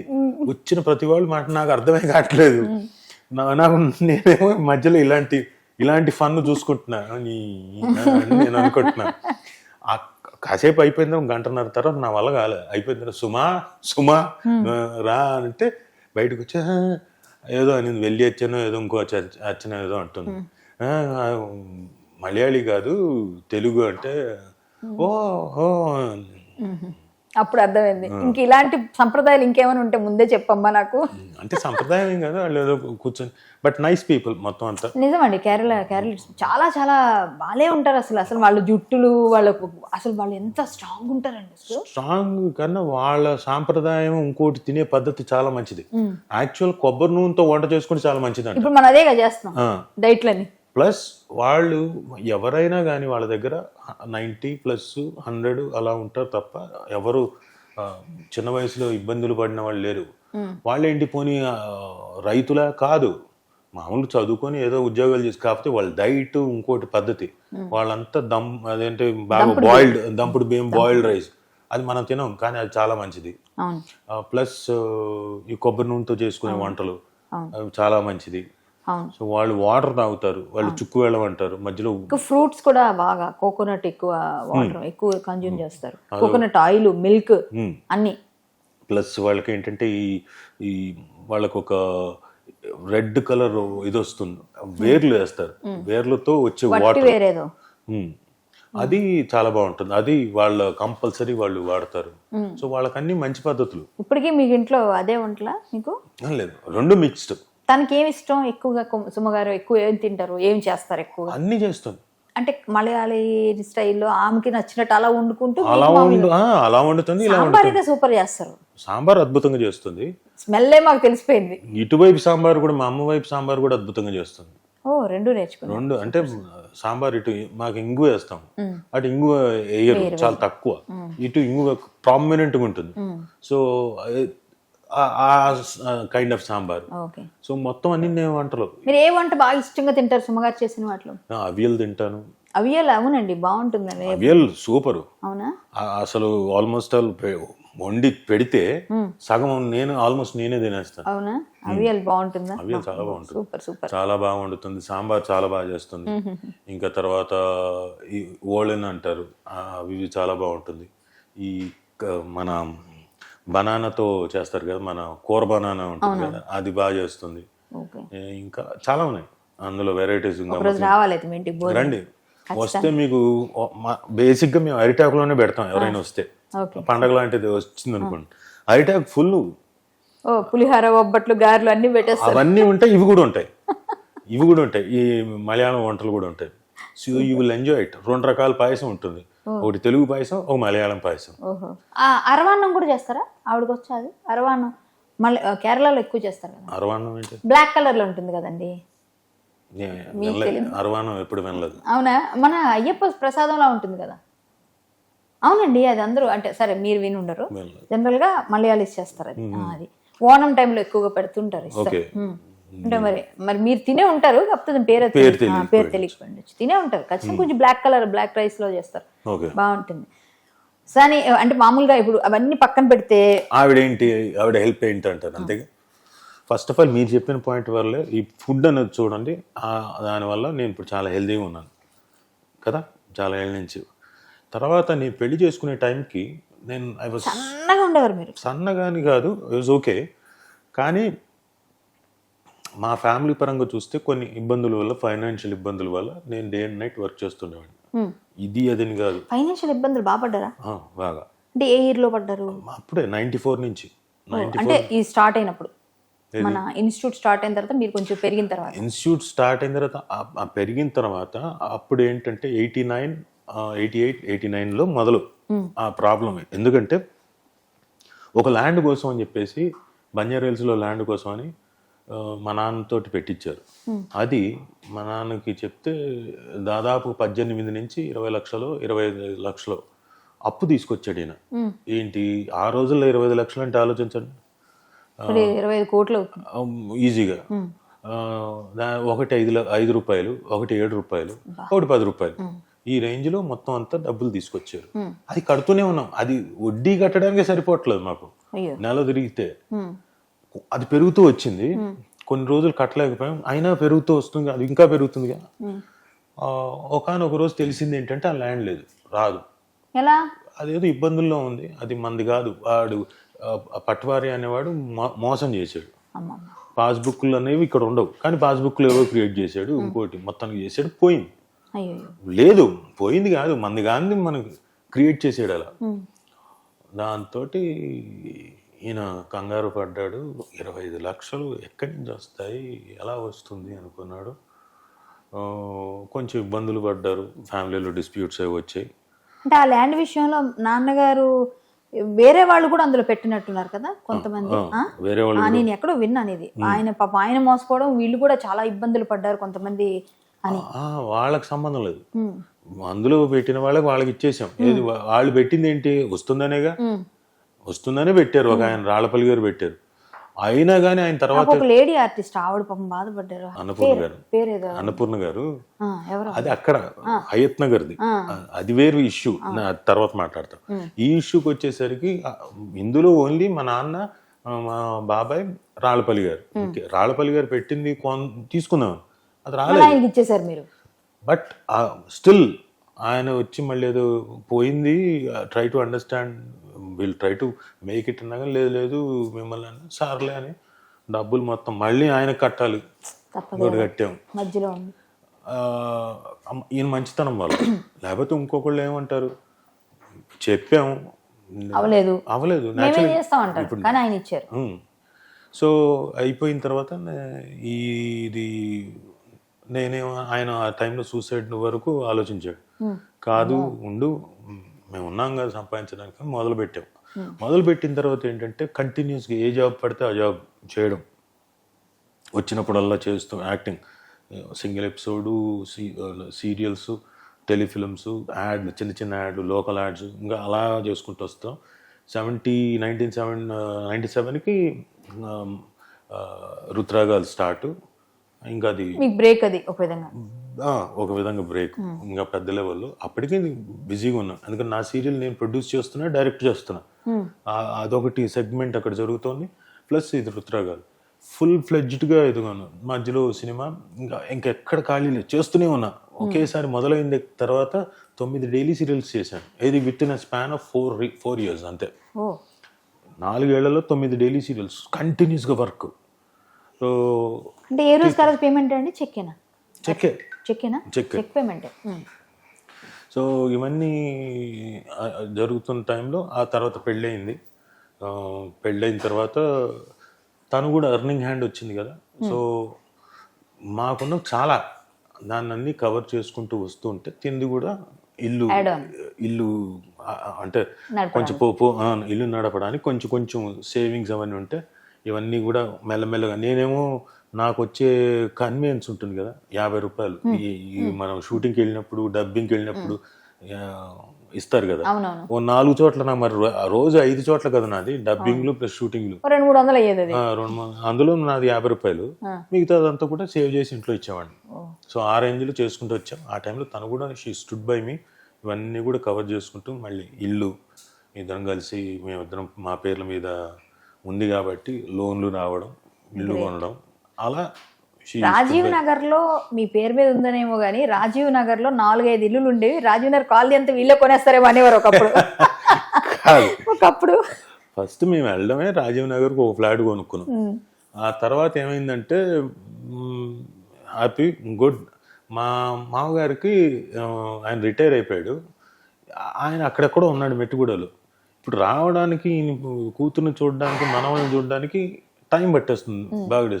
సో ఏమైందంటే ఆయన రిటైర్ అయిపోయారు కాబట్టి ఆయన ఖాళీ చేసి వచ్చి మా ఏరియాలోనే రెంట్కి తీసుకున్నాను అనుకున్నారు. సో ఉండి ఇలా రెంట్కి తీసుకుందాం అనుకుంటున్నారు అంకుల్ మా నాన్న అంటే, నేను ఎందుకు రెంట్కి తీసుకోవడం, ఇప్పుడు 7,000-8,000 కట్టాల్సిన ఇది, ఇంకొక 4,000 మనది కాదు అనుకుందాం, మళ్ళీ మనం లోన్కి వెళ్దాం, will try to take a flat, own flat అవుతుంది తర్వాత అని చెప్పేసి ఇంకో ఫ్లాట్ తీసుకోవడం జరిగింది ఆయన కోసం. సో అలా 2వ ఫ్లాట్ తీసుకోవడం జరిగింది. అవునా? నాకు తెలిసి నేను కూడా రాజీవ్ నగర్ ఉన్నప్పుడు సుమ్మగారిదండి, ఇది సుమ్మగారిదేనండి అన్న, అంటే ఇంకెన్ని ఉన్నాయండి ఇక్కడ అన్నా నేను. లేదు ఇచ్చేసి వారు వేరే దగ్గరికి వెళ్ళిపోయారని చెప్పారు. సో మొత్తానికి ఇద్దరు కలిసే అన్ని అప్పులు తీర్చుకోవడం అన్ని చేశారు. ఆవిడ అన్ని విధాలుగా సపోర్ట్, నిజంగా అర్థాంగి అంటే నేను సినిమాలోకి షిఫ్ట్ అయ్యాను. ఏది బాగా సంపాదిస్తున్న వాడిని టెలివిజన్లో సడన్గా నేను సినిమాలోకి, అంటే స్టూడెంట్ నెంబర్ 1 తర్వాత 5 సినిమాలు వచ్చాయి నాకు. బట్ నాకు వదిలేసాను, ఎందుకంటే ఇవన్నీ సీరియల్స్ ఆక్యుపై ఉన్నాయి. సో నేను సీరియల్స్ అందరికీ చెప్పాను, సార్ ప్లీజ్ సార్ నన్ను వదిలిపెట్టండి అంటే, వాళ్ళేమో వదిలిపెట్టడానికి సిద్ధంగా లేదు, ఎందుకంటే రేటింగ్స్ విపరీతంగా ఉన్నాయి. ఎట్లా చెప్తే అట్లా అంటే ప్లీజ్ సార్ అని రిక్వెస్ట్ చేసుకుంటుంటే, మనం రిక్వెస్ట్ చేస్తే, నేను రిక్వెస్ట్ చేసుకున్న 6 నెలలకు కానీ నన్ను వదిలిపెట్టలేదు. నేను సుమకు ముందే చెప్పాను, 6 నెలల తర్వాత చెప్పాను, సుమ ఇప్పుడు నేను సీరియల్స్ అన్నీ మానేస్తున్నాను, నెక్స్ట్ మంత్ నుంచి రూపాయి రాకపోవచ్చు, మరి ఒక 6 నెలల కంటే ఎక్కువ పట్టదులేండి, 6 నెలలు అంటే ఏముంది నేను కూడా ఇది చేస్తున్నా కదా, నువ్వు యూ గో హెడ్, నీకు డెఫినెట్గా వస్తాయి. నాకు అంత అవసరం రాలేదు, ఎందుకంటే వెంటనే ఇంకో సినిమా వేషం వచ్చింది, ఆ సినిమా వేషం తర్వాత ఇంకోటి వెంటనే వచ్చింది. ఓకే. సో కంటిన్యూస్ ఒకసారి సినిమా వేషాలు వచ్చిందో కంటిన్యూస్గా బిజీగా ఉన్నా. మీకు బాగా అంటే మీ ఫ్రెండ్షిప్లో సినిమాల్లో బాగా ఎన్టీఆర్ గారితో అనుబంధం కదా, బాగా అనుబంధం. ఎన్టీఆర్ గారు మీరు ఒక సెట్ ఆఫ్ పీపుల్, ఆయన ఇలాగా ఎక్కించుకెళ్ళిపోతారు కారులో అట్లానే చెప్తుంటారు మన జక్కన్న గారి గురించి అని విన్నాను నేను. సో ఎన్టీఆర్ గారు అల్లరి నేను చూస్తున్నాను, ఇంకా నేను యాక్ట్ చేసినప్పుడు అసిస్టెంట్ల పైనకి గుర్రపు స్వారీలు ఇవన్నీ నేను చూసా చాలా క్లియర్గా. నేను పక్కన సినిమా ఆది సినిమాలో సాంబా ఇవన్నిట్లో నేను చేసినప్పుడు చూసా. సో మీరు బాగా ఎక్కువ మీరంటే ఇష్టపడతారు. ఆయన సుమా గారన్న కూడా చాలా ఇష్టం. సో మీ ఫ్యామిలీతో బాగా అనుబంధం కాబట్టి మీకు ఎక్కువగా ఏదైనా కష్టం వచ్చినా నష్టం వచ్చినా ఆయన నిలబడటం, ఆయనలో మీకు నచ్చే క్వాలిటీ, ఆయనతో ఉన్న అనుబంధం ఎలా ఉంటుంది? అనుబంధం అంటే నేను ఆయన కన్నా 9 ఏళ్ళు పెద్దవాడిని, పెద్ద. బట్ మేమిద్దరం ఫ్రెండ్స్ అయిపోయాం. అంటే స్టూడెంట్ నెంబర్ 1తో ఏజ్ గ్యాప్ ఇది ఇంకోటి గౌరవాలు కాకుండా ఫ్రెండ్స్ అయిపోయాం, వెరీ అటాచ్డ్, వెరీ క్లోజ్. అయిన తర్వాత ఇప్పుడు నేను ఏదైతే ప్రొడక్షన్ ఇంకోటి చేద్దాం అనుకున్నాను దానికి తనే వచ్చి క్లాప్ కొట్టడం, అన్నిటికీ ఒక 2 ప్రొడక్షన్స్కి తనే క్లాప్ కొట్టడం, అలా వచ్చి నిలబడ్డం. అండ్ మా మదర్ పోయినప్పుడు ఫస్ట్ వచ్చిన వ్యక్తి తనే. నేను చెప్పలేదు, ఎవరు ఫ్రెండ్స్ చెప్పుంటారు కదా, మార్నింగ్ ఫస్ట్ వచ్చినవాడు తను. ఏది తనకి ఇబ్బంది, ఎందుకు జనాలు ఒకేసారి వచ్చేస్తారు ఇంకోటి చుట్టుపక్కల, మా అయినా రావడం. సో ఇవన్నీ మోర్ ఆఫ్ ఫ్యామిలీతో కనెక్షన్ ఉంది కాబట్టి నాకు హరికృష్ణ గారు అంటే బాగా ఇష్టం. మీరు వెళ్తుంటారు ఇప్పుడు ఇంటికి? ఇప్పుడు తగ్గింది, బట్ ఇది వరకు కంటిన్యూస్గా వెళ్ళాము. హరికృష్ణ గారికి నేనంటే ఇష్టం, నాకు హరికృష్ణ గారు అంటే ఇష్టం. ప్లస్ మదర్ శాలిని గారు అంటే మాకు బాగా ఇష్టం. ఎందుకంటే మేము వెళ్ళినప్పుడు ఆవిడ మీరు తిన్నారో లేదో, మాకు తిండి మీరు తిన్నారో లేదే రండి తినండి అని చెప్పేసి తినిపించడం. ఇతను మేము వెళ్ళిన తర్వాత ఈయన ఇంట్రెస్ట్ కొద్దీ వండుతాడు, బాగా బ్రహ్మాండంగా వండుతాడు. బిగ్ బాస్ కి అమ్మో నాకు అస్సలు ఇష్టం లేదు ఆయన ఉన్నప్పుడు హోస్ట్ గా. అలా కాదు, నాకు అసలు అంటే నాకు నా మెంటాలిటీకి అది పడదు. ఎందుకంటే నేను పక్కింట్లోకో ఇంకొకరికో తొంగి చూడడం నాకు ఇష్టం ఉండదు. నా పని నేను చేసుకోవడం నాకు ఇష్టం. నా మెంటాలిటీకి సరిపడేది కాదు, నేను చూడను కూడా. నేను కేవలం ఫస్ట్ సీజన్ హోస్ట్ కదా ఆయన కూడా, డెఫినెట్గా మంచి యాంకర్ కూడా. అబ్బో చాలా సమయస్ఫూర్తితోటి చాలా అద్భుతంగా చేశాడు. నాలెడ్జ్ ప్లస్ ఈజ్ తోటి. సింహనాదం అని ఏదో సంథింగ్ ఏదో సింహ ఏదో అంటారు కదా, అది కలర్ తో డాన్స్ తో ఒక సింహం బొమ్మ వేస్తారు. సింహ సంథింగ్ ఏదో పేరుంది, అది సింహంతోనే వస్తుంది, నేను మర్చిపోయాను యాక్చువల్లీ. దానిలో ఎక్స్పర్ట్ ఎన్టీఆర్ గారు. అవునా? అయ్యో ఆయన క్లాసికల్ డాన్సర్, అది తెలుసు. క్లాసికల్ డాన్సర్ సింహం అంటే ఆయన డాన్స్ చేస్తూ సింహం బొమ్మ వేస్తారు కదా, అది కూడా ఆయనకి. అది మీకు తెలియదా? అయ్యో నాకు తెలియదు. ఆ బొమ్మ చాలా బాగా చేస్తారు. అది సింహం బొమ్మ వస్తుంది అనమాట, మొత్తం అంతా కలర్స్ వేస్తారు కొన్ని ప్లేసెస్ లో, దానిపైన డాన్స్ చేస్తూ సింహం బొమ్మ వస్తుంది. చాలా గ్రేట్. అసలు నేను చాలా పెద్ద ఫ్యాన్ వాళ్ళ, అంటే వాళ్ళ తాతగారి దగ్గర నుంచి. బట్ ఆ అబ్బాయి అద్భుతం బాబు, నిజంగా. మీరు అంత క్లోజ్ ఉంటారు కదా, మీకు ఫైనాన్షియల్ గా ఏదైనా అవసరం వస్తే ఎప్పుడైనా ఆదుకున్నారా? ఫైనాన్షియల్ అది మీకు రాలేదు? ఎప్పుడు మేము ఆ జోన్ వరకు ఎప్పుడు. పైగా ఇంకోటి ఏంటంటే మా ఫ్రెండ్షిప్ లో ఉన్న ఇది, నేను ఫ్రెండ్ కాబట్టి నాకు వేషాలు ఇవ్వాలి అని చెప్పేసి నేను అడగలేదు. ఒరే నువ్వు నా ఫ్రెండ్ కాబట్టి నీకు ఎప్పుడు వేషం ఇస్తాను తను చెప్పలేదు. కానీ ఈ మేడ్ షూర్ బిగినింగ్ డేస్లో రాజీవ్ కావాలని చెప్పేసి కంపల్సరీ నన్ను పెట్టేవాడు. ఏది ఆంధ్ర వాళ్ళకి. నాకు అందులో క్యారెక్టర్ ఏం లేదు యాక్చువల్గా, మీటీ క్యారెక్టర్ కాదు, నేను చేయదగ్గ క్యారెక్టర్ కాదు, కానీ తనకు ఉండాలని చెప్పేసి పిలిపించాడు.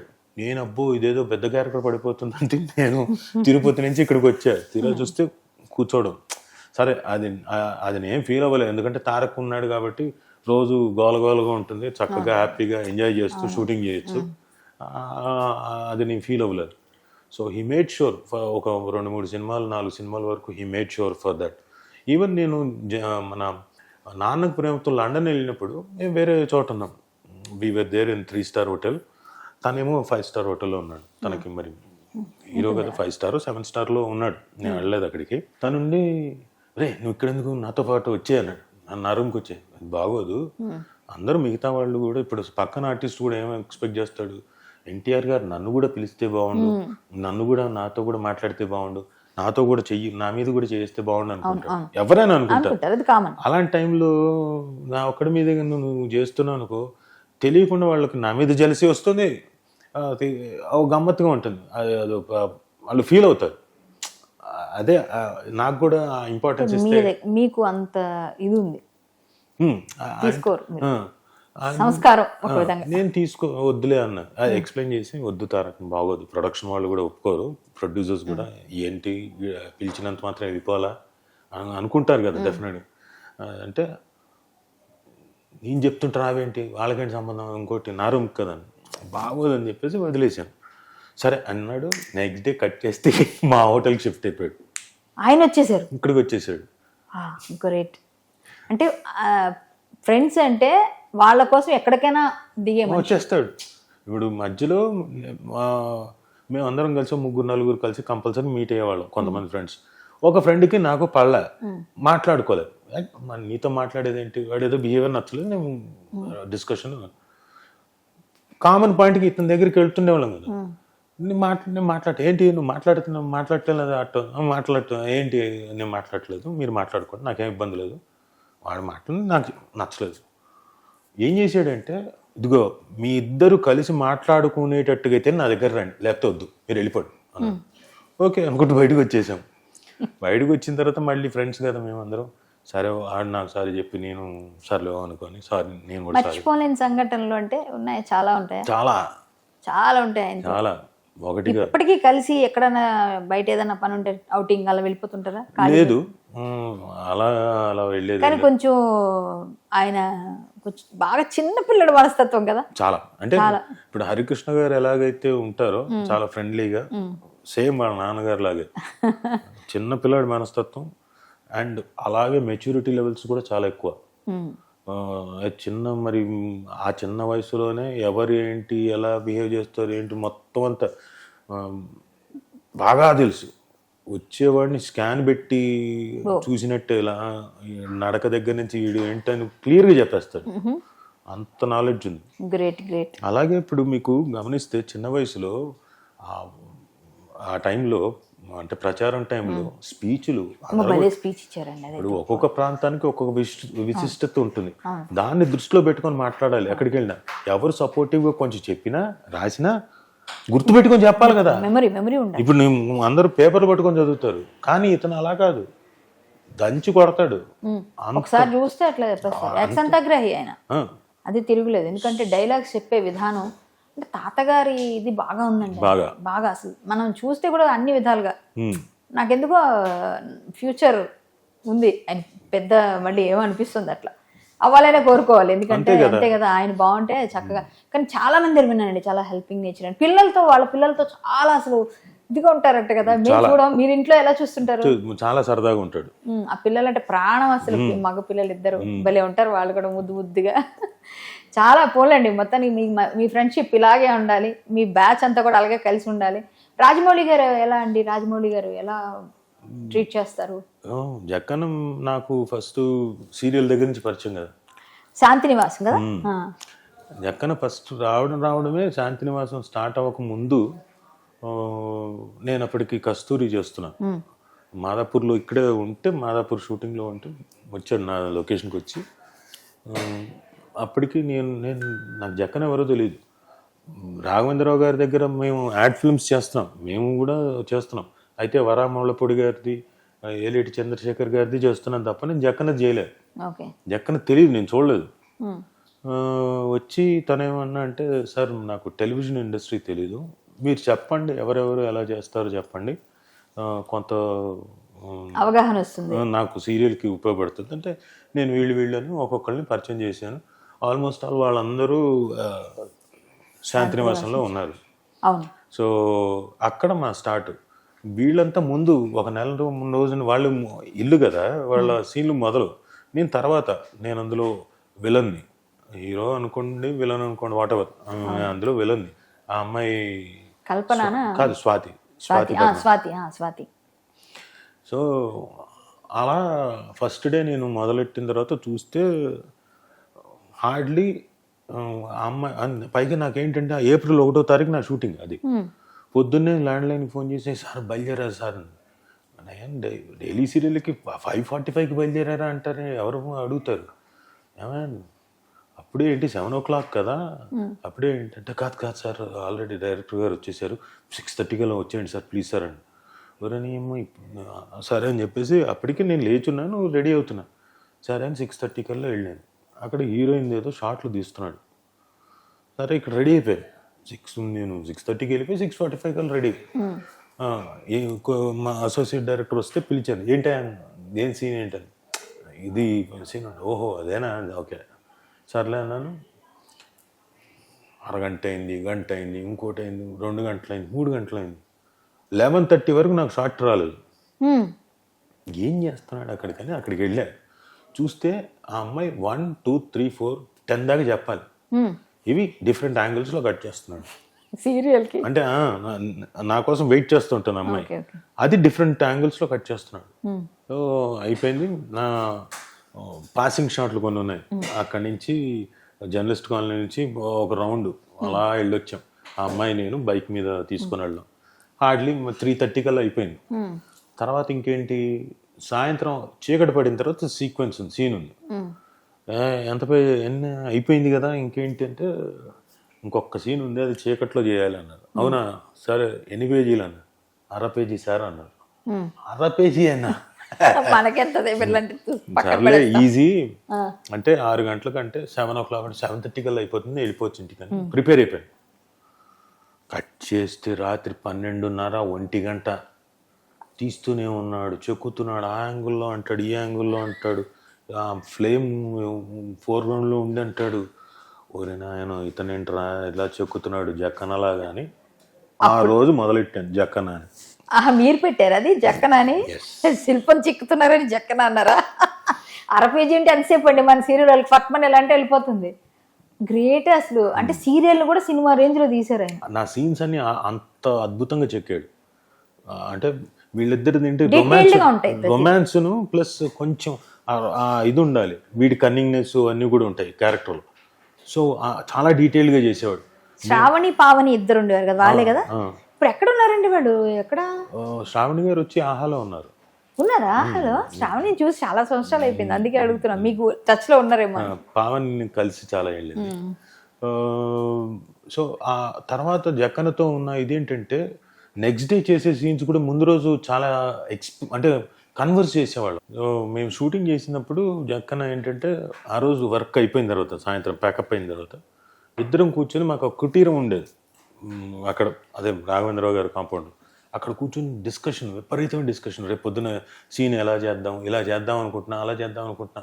ఆ డిస్కషన్ చాలా బాగుండేది, అంటే హెల్తీగా. నేను నేర్చుకోవడానికి నా పనికి వచ్చేది, తనకు కూడా ఏంటంటే హెల్తీ డిస్కషన్ ఉన్నప్పుడు ఇంకా బెటర్మెంట్ ఏముంటుందని అనుకుంటాడు కదా, అలా బాగా డిస్కస్ చేసేవాడు, బాగా చేసేవాళ్ళం. ఇప్పటికీ మీకంటూ క్యారెక్టర్ ఆయన మధ్యలో వచ్చేస్తుంది, ఎందుకంటే నాకు తెలిసినంత వరకు అన్ని సినిమాల్లో విక్రమార్క. ఇట్స్ నాట్ అన్ని సినిమాల్లో కాదు, ఇట్ ఈస్ ఇంపార్టెంట్. నేను సరిపోతాను అనుకుంటేనే, నేను సరిపోకపోతే పొరపాటు కూడా పెట్టడు. ఒకవేళ నేను ఫ్రెండ్ కదా అని చెప్పేసి వెళ్ళి అడిగినా కానీ సర్లే చూద్దాం అంత సింపుల్ గా చెప్పేస్తారా? అంతే. పైగా ఎవరైనా కనుక అంటే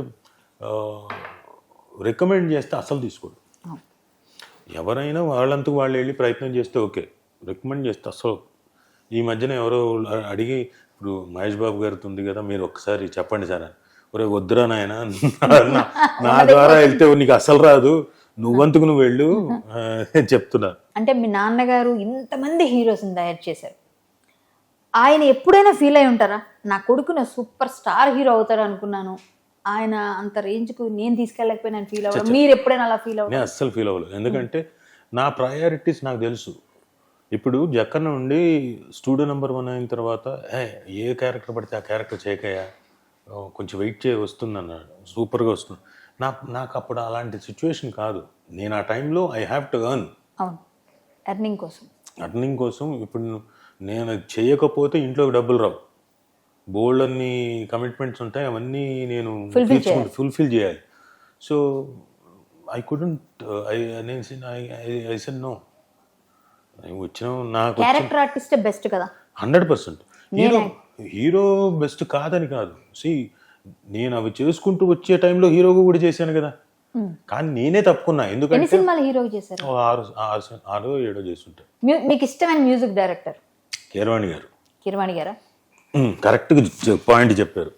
ఎందుకంటే నీకు సీక్రెట్ చెప్పనా, అందం చందం అది కీరవాణి గారు మ్యూజిక్.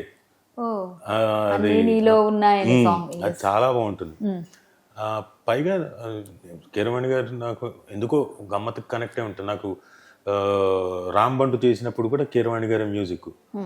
రాంబంటులో నేను తమ్ముడు క్యారెక్టర్, హీరోయిన్ తమ్ముడు భలే విలన్ క్యారెక్టర్ అండి అది. ఏది? రాంబంట్లోనే కదా. రాంబంట్లో విలన్ కాదు. అవును, మీరు అన్ని పాడు చేసేస్తా ఉంటారు కదా. పాడు చేస్తాను, అదే మరీ విలన్ కాదు, క్రూయల్ కాదు, బట్ లుక్లు అవన్నీ నేను చూసాను సినిమా బాగా, అసలు భలే ఉంటుంది అసలు. సో నాకు కీరవాణి గారి మ్యూజిక్ అంటే బాగా ఇష్టం. ఎందుకంటే చాలా ఈజీగా ఉంటుంది పాడుకోవడానికి, క్యాచీగా ఉంటుంది. ఇమీడియట్ ఎవరైనా చిన్నవాళ్ళైనా పెద్దవాళ్ళైనా హమ్ చేసేస్తారు ఒకసారి వింటే. అంటే అదే కదండి రీచ్ అవ్వడం అంటే జనాలకు రీచ్ అవ్వడం అంటే అదే. సో మీరు బాగా సినిమాల్లో ఇప్పుడు ఏ టైప్ ఆఫ్ క్యారెక్టర్స్ రావాలని, ఇంకా ఇలాంటివి చేయాలి, ఇది చేయలేకపోయాను నేను అని ఫీల్ అయింది ఏమైనా క్యారెక్టర్? అలా ఏం లేదండి, ఎనీ కైండ్ ఆఫ్ క్యారెక్టర్ సరిపోతుంది డైరెక్టర్. పాత సినిమాలు చూసి ఇన్స్పైర్ అవుతాం అనుకున్నాను. కరెక్ట్, నేను అలా పెట్టుకోవట్లేదు. నేను ఏ క్యారెక్టర్ అయినా చేయగలను, ప్రయర్ టు డైరెక్టర్ అనుకోవాలి ఈ క్యారెక్టర్ సరిపోతాడు రాజీవ్ అని. అది నేను డెఫినెట్గా చేయగలను. కొన్ని చారిత్రాత్మకమైన క్యారెక్టర్లు ఉంటాయి, where I cannot do certain characters. Gandhi మహాత్ముడు క్యారెక్టర్ చేయాలంటే నా పర్సనాలిటీ సరిపోదు కదా, ఆ హైట్ కావాలి, ఇది బాడీ కావాలి ఇంకోటి. సో అలాంటి క్యారెక్టర్ని చేయలేదు. మిగతాది ఏదైనా కూడా కొన్ని క్యారెక్టర్ సరిపోతాం అనుకుంటే చేస్తాం. డైరెక్టర్ కల్పించి రాసుకున్న క్యారెక్టర్ ఏదైనా రాజీవ్ పనికొస్తాడు అనుకుని ఏదైనా చేయడానికి రెడీ. ఎస్వి రంగారావు గారు, రాజనాల్ గారు, నాగభూషణం గారు, గిరిబాబు గారు, మోహన్ బాబు గారు, వీళ్ళందరిలో వీళ్ళు చేసిన క్యారెక్టర్స్ కొన్ని ఉంటాయి మీకు మైండ్లో. వీటిలో నాకు ఇష్టమైన క్యారెక్టర్ ఎప్పుడైనా వస్తే ఈ తరహా క్యారెక్టర్ చేయాలనుకుని ఒకటి అనుకుంటాం. అంటే ఇప్పుడు మీరు చెప్పిందే సేమే అవ్వచ్చు, మీరు అలా అనుకొని ఏం లేదన్నారు, కానీ ఒక ఫీల్ ఉంటుంది. ఇప్పుడు ఎస్వి రంగారావు గారు చేసినవి అంటే పౌరాణికం కాదండి, పౌరాణికం కూడా ఉండొచ్చు మన డ్రీమ్లో, కానీ ఇలా విలనిజం చేశారు వీళ్ళు. నేను కూడా కొన్ని సినిమాల్లో విలన్గా ఉన్నాను. ఫ్యూచర్లో వస్తే ఈ టైప్ క్యారెక్టర్ చేయాలి అని ఎప్పుడైనా ఎవరినన్నా వీళ్ళ ద్వారా కొంచెం తీసుకుని ఉంటాయా? అలా ఏం లేదండి, అంటే ఒకళ్ళలాగా చెయ్యాలి అనుకోవడం బేసిక్గా ఇబ్బంది అవుతుంది. అయితే వాళ్ళలో ఉన్న గొప్ప పాయింట్లు ఉంటాయి, తీసుకోవాలి. అవి కొన్ని పాయింట్లు, అన్నీ కాదు, కొన్ని ఉంటాయి, అవి మాత్రం క్యాచ్ చేస్తాను. ఫుల్గా కాదు, ఫుల్గా అనుకోండి అది ఇమిటేట్ చేసినట్టు అవుతుంది. ఇమిటేషన్ అనట్లేదు, మనం ఇప్పుడు కొన్ని క్యారెక్టర్స్ చూడగానే ఇన్ఫ్లుయెన్స్ అయిపోతాం. అదే అంటున్నా, ఎప్పుడైతే ఇన్ఫ్లుయెన్స్ అవుతారో మీరు ఇమిటేట్ చేస్తారు ఆటోమేటిక్గా. కొన్ని పాయింట్లు ఉంటాయి తీసుకోవడానికి, కొన్ని మాత్రమే. ఎవరైనా చేశారా ఎప్పుడైనా మీరు ఇమిటేట్ చేయడం కానీ ఇన్ఫ్లుయెన్స్ అయ్యి? కానీ నేను చాలా ఇన్ఫ్లుయెన్స్ అయిందంటే రాజేంద్ర ప్రసాద్ గారు కామెడీ చేసినప్పుడు ఆటోమేటిక్గా నాకు తెలియకుండా వచ్చేసేది. ఎందుకంటే ఆయన సినిమాలు విపరీతంగా చూసేసి ఉన్నాను చిన్నప్పటి నుంచి. ఒకటి కాదు, చాలా. పైగా ఎక్స్ప్రెషన్స్ కూడా అలా వచ్చేసేది నాకు తెలియకుండానే నా బాడీ మీదకి. కామెడీ చేశానంటే రాజేంద్ర ప్రసాద్ గారిది వచ్చేది, రియాక్షన్లు కానీ ఇంకోటి కానీ. అమ్మో ఇదేంటో నీ ఇమిటేట్ చేసేస్తున్నాను ఇన్ని. మేము స్టేజ్ మీద ప్లే చేస్తున్నాం, ప్రసన్న ప్రేమతో, తలవజల సుందరం గారు డైరెక్షన్, ఆంధ్ర సారస్వత పరిషత్లో యాక్ట్ చేస్తుంటే లైవ్ కదా, థియేటర్లో అందరూ కూర్చుంటారు. ఫ్రంట్ రోలోనో సెకండ్ రోలోనో ఒక పెద్ద ఆయన కూర్చున్నాడు. ఇతను ఎవడో చాలా బాగా చేస్తున్నాడు ఆ రాజేంద్ర ప్రసాద్ లాగా అన్నాడు. వినపడుతుంది కదా మనకి స్టేజ్ మీద. బ్లాంక్ అయిపోయింది. ఆయన అద్భుతమైన నటుడు, నో డౌట్, కానీ ఇన్ఫ్లుయెన్స్ అయిపోయాను. సో స్లోగా చేసుకుంటూ కట్ చేసుకుంటూ వచ్చాను. అదే మీరు పున్నమి నాకు చూడండి, రాజేంద్ర ప్రసాద్ గారి బాడీ లాంగ్వేజ్ చాలా ఉంటుంది, ఎఫెక్ట్ చాలా ఉంటుంది ఆ కామెడీ సీన్స్ అని. మీకు ఇష్టమైన ఇంట్లో బాగా ఇష్టం, హార్ట్గా దగ్గరగా ఉంది మీ సిస్టర్. ఆవిడ మీకు లాస్ కదా, బాగా చాలా లాస్. అన్నిటికన్నా మదరు, ఫాదరు, సిస్టరు వరుసగా కొన్ని తట్టుకోలేని ఆ టైంలో మీరు కొంచెం డిప్రెషన్ కూడా వెళ్ళారు బాగా. అసలు చాలా రోజులు ఎవరితో మాట్లాడింది లేదు. మీరు సిస్టర్ చనిపోయిన సమయంలో వెళ్ళిపోయినప్పుడు మేము ఎవరు వద్దామన్నా కరోనా, మీరు ఎవరు రావద్దని చెప్పారు. మీరు అసలు వద్దు అన్నారు. అసలు చాలా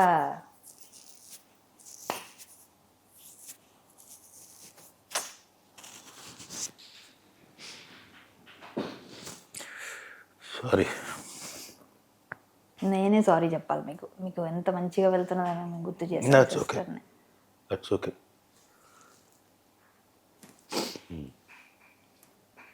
అనుబంధం ఎలా ఉండింది? మీకు బాగా ఇష్టమైన చెల్లాయి, ఇప్పటికీ పెద్ద లాస్, గ్రేట్ లాస్. అంటే చిన్నప్పటి నుంచి మీ ఇద్దరం కొట్టుకుంటూ ఉండేవాళ్ళం ఎక్కువ. అదేదో నన్ను ఏదో ఒకటి అంటుండేది. నువ్వు మా నాన్నకి దగ్గరికి వెళ్ళేది కంప్లైంట్ ఇస్తుంది, నేను దాన్ని కొట్టేవాడిని. అది తిట్టేది, ఇంకా కొట్టేవాడిని. ఇలాంటిది అది ఇంకా అంటే అది ఏమైనా అంటే ఇంకా ఎక్స్ట్రీమ్కి వెళ్ళేవాడిని. నా అల్లరి అంత ఉండేది. ఇది నువ్వు నాన్నకు చెప్తావే అని చెప్పేసి దాన్ని మంచం మీద పడేసి దిండు మొహం మీద పెట్టి నొక్కుతుండేవాడిని. అంత దుర్మార్గంగా ప్రవర్తించేవాడిని. ఏజ్ గురు అంటే మేము పెరిగే కొద్దీ సరే డిఫరెన్స్లు ఇంట్లో తిట్టుకునే వాళ్ళం, ఇంకోటి ఇదిలో ఉన్నా మళ్ళీ ఎవరైనా కనుక ఏదైనా అంటే ఇద్దరం కలిసిపోయేవాళ్ళం. సో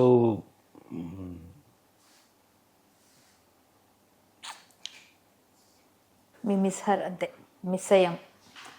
చాలా మంచి ఆర్టిస్టు, మంచి హ్యూమన్ బీయింగ్. వాళ్ళ పాప ఆ లెటర్ కూడా చాలా అసలు ఎంత ఏడిపించిందో అందరినీ. అంటే ఇప్పటికీ పిల్లలు బాగా మీకు ఇదిగా ఉంటారా? బావగారు అందరూ పిల్లలు బాగా చదువుతున్నారా? బాగా చదువుతుంది వాళ్ళు, అందులో సమస్య లేదు. మీరే ఇంకా వాళ్ళని ఇంకా అమ్మలేని లోటు మీలో మీరు తీర్చాలి, అంతే అంతే. అసలు బావగారు ఇప్పుడు ఏం చేస్తుంటారు? ఆయన గ్రీన్ తత్వ అని చెప్పేసి ఆయనకు బిజినెస్ ఒకటి ఉంది. ఆల్ ఈ పల్సెస్ ఉంటాయి కదా, అన్ని ఆర్గానిక్ ఫుడ్. ఇది అది కంపెనీ ఉంది. సో ఇది వరకు టీడీపీ దీంట్లో ఆయన ఉండేవాడు. సో ఇప్పుడు అది మా చెల్లెలు పోయిన తర్వాత, చెల్లెలు పోకముందు నుంచి 1 year బిఫోర్ ఈ లెఫ్ట్ టీడీపీ నుంచి బయటకు వచ్చేసారు. తర్వాత వచ్చిన తర్వాత ఆ సంవత్సరం తర్వాత మళ్ళీ ఇది పెట్టుకున్నారు. గత 3 ఏళ్ళ నుంచి అది మొత్తానికి అంచెలంచెలు బిజినెస్ అనేది స్టార్ట్ చేసిన తర్వాత ఓవర్ నైట్ ఏది సక్సెస్ఫుల్ కాదు కదా. సో 3 ఏళ్ల తర్వాత ఈ సక్సెస్ఫుల్ నౌ ఈస్ గుడ్. పిల్లలు వస్తే మీరు అంటే రెగ్యులర్ మీరు వెళ్తారా, వాళ్ళు వస్తుంటారా? ఎలా వస్తుంటారు. అవునా? బాగా అసలు మదర్ ఫాదరు అంటే ఏజ్ ఫ్యాక్టర్ కొంచెం వాళ్ళతో ఉన్న అనుబంధం. అంటే మా నాన్నకి ఏజ్ ఫ్యాక్టర్ కూడా కాదండి. అంత మా మదర్ది కొంచెం సరే హెల్త్ ఇబ్బంది ఉండింది, కానీ ఆవిడ కూడా బాగానే ఉన్నారు హెల్తీగా. బట్ ఆల్ ఆఫ్ ఎ సడన్గా హార్ట్ అటాక్ ఒకరోజు. మా ఫాదర్ది అలా కాదు. హీ వాజ్ క్వైట్ గుడ్, అంటే హేల్ అండ్ హెల్దీ. ఆయనకి ఏంటంటే నేను సపరేట్గా మానిటర్ పెట్టి యూట్యూబ్ చూసుకునేవాడు రెగ్యులర్గా. అంటే ఇంకా యూట్యూబ్లో ఒకటి వస్తే ఇంకోటి వస్తూనే ఉంటుంది కదా, చూసుకుంటా. ఆయన కోసం రిక్లైనర్ చైర్ పెట్టాను కంఫర్టబుల్గా, కాటన్ది వేసి. మళ్ళీ ఇప్పుడు మన లెదర్తో ఉండేది, అది మళ్ళీ ఇబ్బంది అవుతుంది, స్కిన్ బ్రీతింగ్ ఉండదు కదా, ఎయిర్ ఉండదు కదా, సర్క్యులేషన్. కాటన్ది పెట్టాను చక్కగా చైర్, అదే రిక్లైనర్. కూర్చొని చూసుకుంటుండేవాడు. నైట్ 2 o'clock ఎప్పుడో 3 o'clock వాష్రూమ్కి వెళ్దామని లేచాడంట.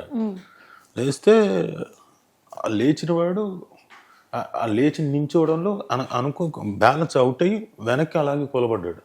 అది వెనక 20 ఇరిగింది. So he was hale and healthy. అంటే 75 ఏళ్ళకి కొంతమంది అవి తినలేము ఇవి తినలేము అనుకుంటారు కదా. పైగా ఈయనకేంటి షుగరు. ఈయన ఎలాంటి వాడంటే, నీకు షుగర్ ఉంది నువ్వు వాడద్దంటే అదేం చేస్తుంది గరిగుడ్డు అని చేసుకుని ఇలా ఇన్సులిన్ తీసుకుని కూడా పడుచుకొని రోజు చెక్ చేసుకునేవాడు. ఇప్పుడు 340 ఉందనుకోండి, 15 ml తీసుకోవాలనుకోండి, ఇంకో 5 ml యాడ్ చేసి తీసుకున్నాడు. అలా నీ ఇష్టం వచ్చినట్టు చేయకూడదు నాన్న, అది డాక్టర్ చెప్పిందంటే నాకు తెలుసా నీకు తెలుసా అని చెప్పేసి ఇంకా ఈయన స్వతంత్రం, ఈయన ఇష్టం. ఆయన రఫ్గానే ఉంటారు కదా మామూలుగా, చాలా రఫ్గా, అంటే కొంచెం స్మూత్గా. మీ మదర్ మాట ఎలా ఉన్నా కరెక్ట్గా అనిపిస్తుంది, కానీ అమ్మ మాట గట్టిగా వస్తుంది. కానీ నాన్నగారు ఇంకా స్ట్రాంగ్. ఏదైనా మాట్లాడితే నేను చాలాసార్లు కలిసేవాళ్ళం అసోసియేషన్ ఎలక్షన్స్ టైంలో, కానీ ఎప్పుడైనా నమస్కారం పెడితే కాళ్ళకి చాలా బాగా పలకరించేవారు. అసలు ఎంత మంచి ఆయన చాలా నవ్వుతూ ఉండేవారు అందరితో. కానీ పెద్దవాళ్ళు ఉన్నంత వరకు మనకు అంత తెలియదు, వాడు వెళ్ళిపోయినాక మనకు ఆ పెయిన్ తెలుసు. ఆల్ ఆఫ్ సడన్గా అది అయింది. యూజువల్గా పట్టించుకోడు. చిన్న చిన్న ఏదైనా స్ప్రెయిన్స్ అలాంటివి వస్తే మసాజులు చేయించుకుంటాడు.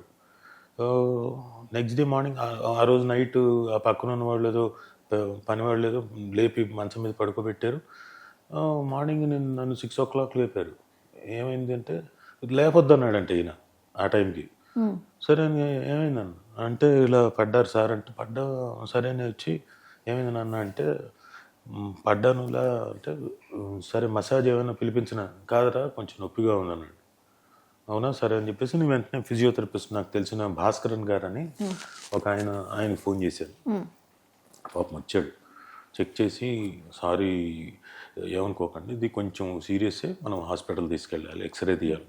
సరే కేర్కి తీసుకెళ్ళాము, ఎక్స్రే తీశారు, వాళ్ళు చెప్పారు ఆపరేషన్ చేయాలి ఇమీడియట్గా. సరే వెంటనే ఇమీడియట్గా సో 2 daysలో ఇంటికి పంపించాలి. ఆ పంపించే ప్రాసెస్లో అంటే నేనన్నా ఇంకొక రోజు ఉంచండి, ఎందుకంటే నేను ఇల్లు అంతా హాస్పిటల్లో తయారు చేసుకోవాలి కదా.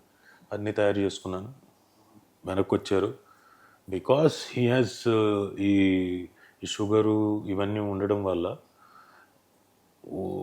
అన్ని లెవెల్స్ పెరిగిపోయాయి. షుగర్ లెవెల్ ఇంకోటి పెరిగిపోయి అన్నీ ఆటోమేటిక్ పెరుగుతాయి, ఒక్కొక్క ఆర్గన్ ఎఫెక్ట్ అవ్వడం. మళ్ళీ వెంటనే హాస్పిటల్ జాయిన్ చేసాం ఐసీసీయూలోకి. 25 days ఐసీసీయూలో ఉన్నాడు. ఇంకా మనం ఏం చేయలేము, నా ప్రయత్నం నేను చేశాను. పోన్లేండి, ఒక కొడుకుగా మీరు చేయవలసిన అన్ని చక్కగా ఆయన సంతృప్తిగా నేను హ్యాపీ, నా పిల్లోడు బాగున్నారు, చక్కగా సంపాదించుకుంటున్నారు, హ్యాపీగా ఉన్నారు. మీ అబ్బాయి కూడా అప్పుడు బాగా యాక్టింగ్ తీసుకుంటున్నాడు కదా ట్రైనింగ్. అప్పుడే అంతకుముందే ఈయన పడక ముందు బిఫోర్ 1 నెల ముందు వీడు మా నాన్న దగ్గర వాడే లాస్ట్ స్టూడెంట్ నేర్చుకొని మొత్తానికి ఇన్స్టిట్యూట్ లో జాయిన్ అయ్యి నేర్చుకున్నాడు. బబుల్ గమ్ తో ఇప్పుడు మీకు బాగా పేరు తీసుకొచ్చాడు. ఎలా ఉందండి ఇప్పుడు? అంటే ఇప్పుడు ఉన్న తరం, అప్పటి తరం నుంచి చూసారు మీరు, 2-3 తరాల నుంచి చూసారు. సో మీ నాన్నగారు అంటే వాళ్ళందరూ కూడా కాంతారావు గారు, రాజనాల్ గారు వీళ్ళందరితో కలిసి నటించి చూసి అన్నీ చేశారు. తర్వాత మీరు వాళ్ళందరి గురించి విని పెరిగారు, చూశారు, వారందరూ రావడం, రజనీకాంత్ గారు వీళ్ళందరూ యాక్టింగ్ నేర్చుకున్నారు. మీ అబ్బాయి ఏ స్థాయిలో సక్సెస్ అవ్వడానికి మీ వైపు నుంచి ఎటువంటి పుషప్ ఉంటుంది, ఎటువైపు సపోర్ట్ ఉంటుంది? ఇప్పుడు బబుల్ గమ్ ఎలా ఉందనిపిస్తుంది? నెక్స్ట్ ఫ్యూచర్ మీ అబ్బాయి సినిమాలు ఏ విధంగా ఉండబోతున్నాయి? కుటుంబం అంతా కలిసి చూసే సినిమాలు వస్తున్నాయా? అన్ని సినిమాలు రావాలని కోరుకోవడం తప్పు.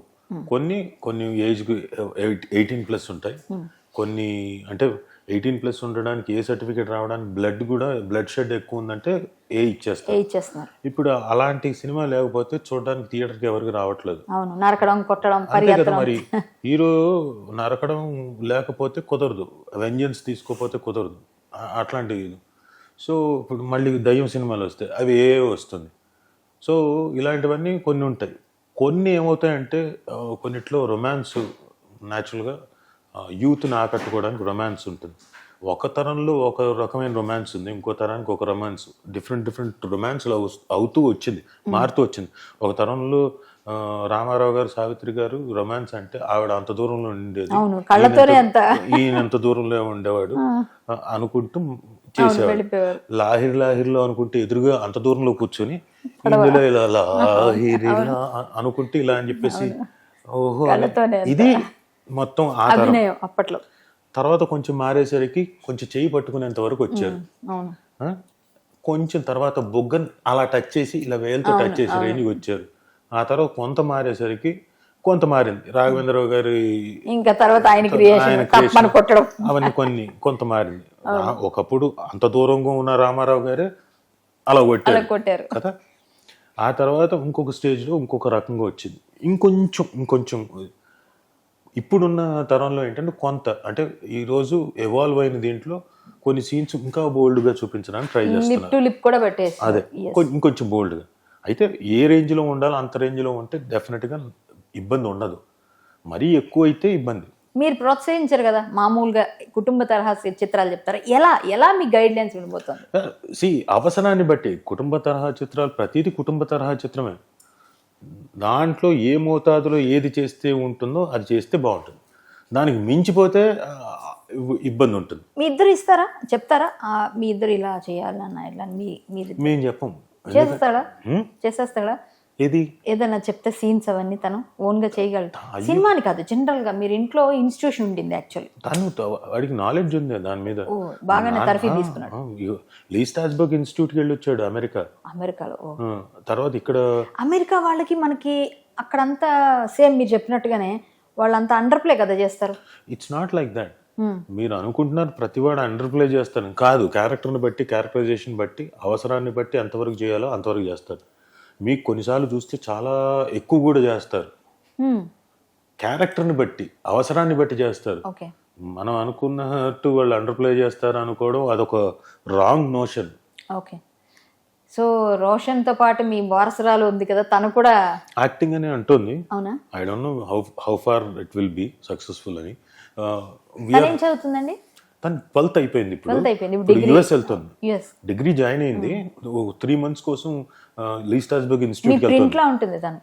Ditto ditto. మీ రోషన్, మీ పాప చిన్నప్పుడు స్టార్ మహిళా టైంలో నేను వెళ్తే మీ రోషన్ చాలా అగ్రెసివ్ ఉంటాడు. చిన్నప్పుడు అగ్రెసివ్ బాగా. మరి నాకు అనిపించింది. సో మీ చెల్లిని ఎత్తుకెళ్ళిపోతాను, తీసుకెళ్ళిపోతున్నాం మేము అందరం అని చెప్పి మేము అందరం ఏడిపించాం. మీ చెల్లిని ఎత్తుకొని వెళ్ళిపోతాం, మా దగ్గర పెట్టుకుంటాం, మేము షూటింగ్ అయినాక ఇస్తాం, లేకపోతే తీసుకెళ్ళిపోతాం అని నేను, కొంతమంది కో ఆర్టిస్టులు అందరం. నన్ను కొట్టడానికి వచ్చాడండి మీ అబ్బాయి. ఇప్పటికి మర్చిపోను నేను. మీ సొమ్మగారికి ఎప్పుడు కనిపించిన రోషన్ మనకు కనిపిస్తే ఇంట్లో బబుల్ గమ్ హీరో గారు నన్ను చిన్నప్పుడు కొట్టడానికి వచ్చావు నాయన నువ్వు. అవునండి నాకు గుర్తులేదు. చిన్నది బాగా. తను ఇంతుంటాడు అంతే, ఇంతున్నాడు. ఆ పాప చిన్న పాప. ఇంకా నేను అంతే అగ్రెషన్ లో ఉండేవాడిని చిన్నప్పుడు. అవునా? మా చెల్లెల్ని అంటే ఇంకొకళ్ళని ఎవరినో కొట్టడానికి వెళ్ళాను. మా నాన్న నా మాట వినలేదని చెప్పేసి నేను కత్తి తీసుకుని ఆయన చేయి మీద వేసేసాను. అయ్యో బాబోయ్, మీ పోలికలు బాగా వచ్చాయి. అంటే పోలికలు కాదు, అగ్రెషన్. అలాంటి వాళ్ళు చిన్నప్పుడు అగ్రెషన్ తో ఉన్న వాళ్ళు కొంత ఏజ్ పెరిగే కొద్దీ మెల్లో అయిపోతారు, సాఫ్ట్ అయిపోతారు. చాలా. అసలు మీ అబ్బాయి అయితే మాత్రం మంచి ఫీచర్స్, చక్కగా యాజ్ ఇట్ ఈజ్ అతను మౌల్డ్ చేసుకోవాలి. He has to look at himself. రోజుకి కొత్త విషయాలు నేర్చుకుంటూ తను మౌల్డ్ చేసుకుంటూ రావాలి. యాక్టింగ్ వైజ్గా కానివ్వండి, పర్సనాలిటీ వైజ్గా కానివ్వండి. And he is doing also. అంటే జిమ్ కానివ్వండి, డాన్సులు కానివ్వండి, he is giving his best, he is trying. ఇండస్ట్రీలో మీరు ప్రత్యేకంగా కొంతమందిని మనం అంటే అన్ని విధాలుగా పిల్లలు ఎవరైనా వచ్చినప్పుడు కానీ, ఎవరైనా వస్తారు కొత్తగా మన దగ్గరకు వచ్చి, సార్ నాకు ఇది సజెషన్ కావాలి, మీ తాలూకా సలహా ఇవ్వండి, లేకపోతే నేను ఇబ్బందుల్లో ఉన్నాను, ఎలా వెళ్ళాలి అని కొంతమంది వస్తుంటారు. మీ దగ్గరికైనా నా దగ్గర ఎవరికైనా అడుగుతుంటారు కామన్గా. మీరు వచ్చే వాళ్ళకి, ఈ తరం వాళ్ళకి మీరు ఏం చెప్తారు? అసలు ఎలా ఉండాలి ఇండస్ట్రీలో, ఏ విధంగా మనం ముందుకెళ్ళాలి? ఇప్పుడు వచ్చే వాళ్ళకి మీలాంటి సీనియర్ నటులు ఎలాంటి మెసేజ్ ఇస్తారు? ఒక ఫ్యామిలీ బ్యాక్గ్రౌండ్, యాక్టింగ్ స్కూల్ మీ బ్యాక్గ్రౌండ్ ఫుల్గా, మీరు ఒక వటవృక్షం లాంటి వాళ్ళు మీ ఫ్యామిలీ ఇండస్ట్రీలో చాలామందికి. ఎందుకంటే మీ దగ్గర నుంచి వచ్చిన ఈ కొమ్మలన్నీ చాలా. సో ఇప్పుడు వచ్చే తరం వాళ్ళకి మీరు ఏ విధమైన సజెషన్స్ ఇస్తారు? ఎవరైనా ఇండస్ట్రీలోకి రావచ్చు అండి.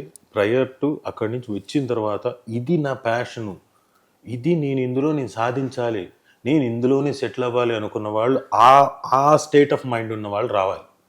వచ్చిన తర్వాత నేను ఆ స్టేట్ ఆఫ్ మైండ్కి ఉన్నప్పుడు నెక్స్ట్ స్టెప్ ఏంటి, నేను నేర్చుకోవాలి.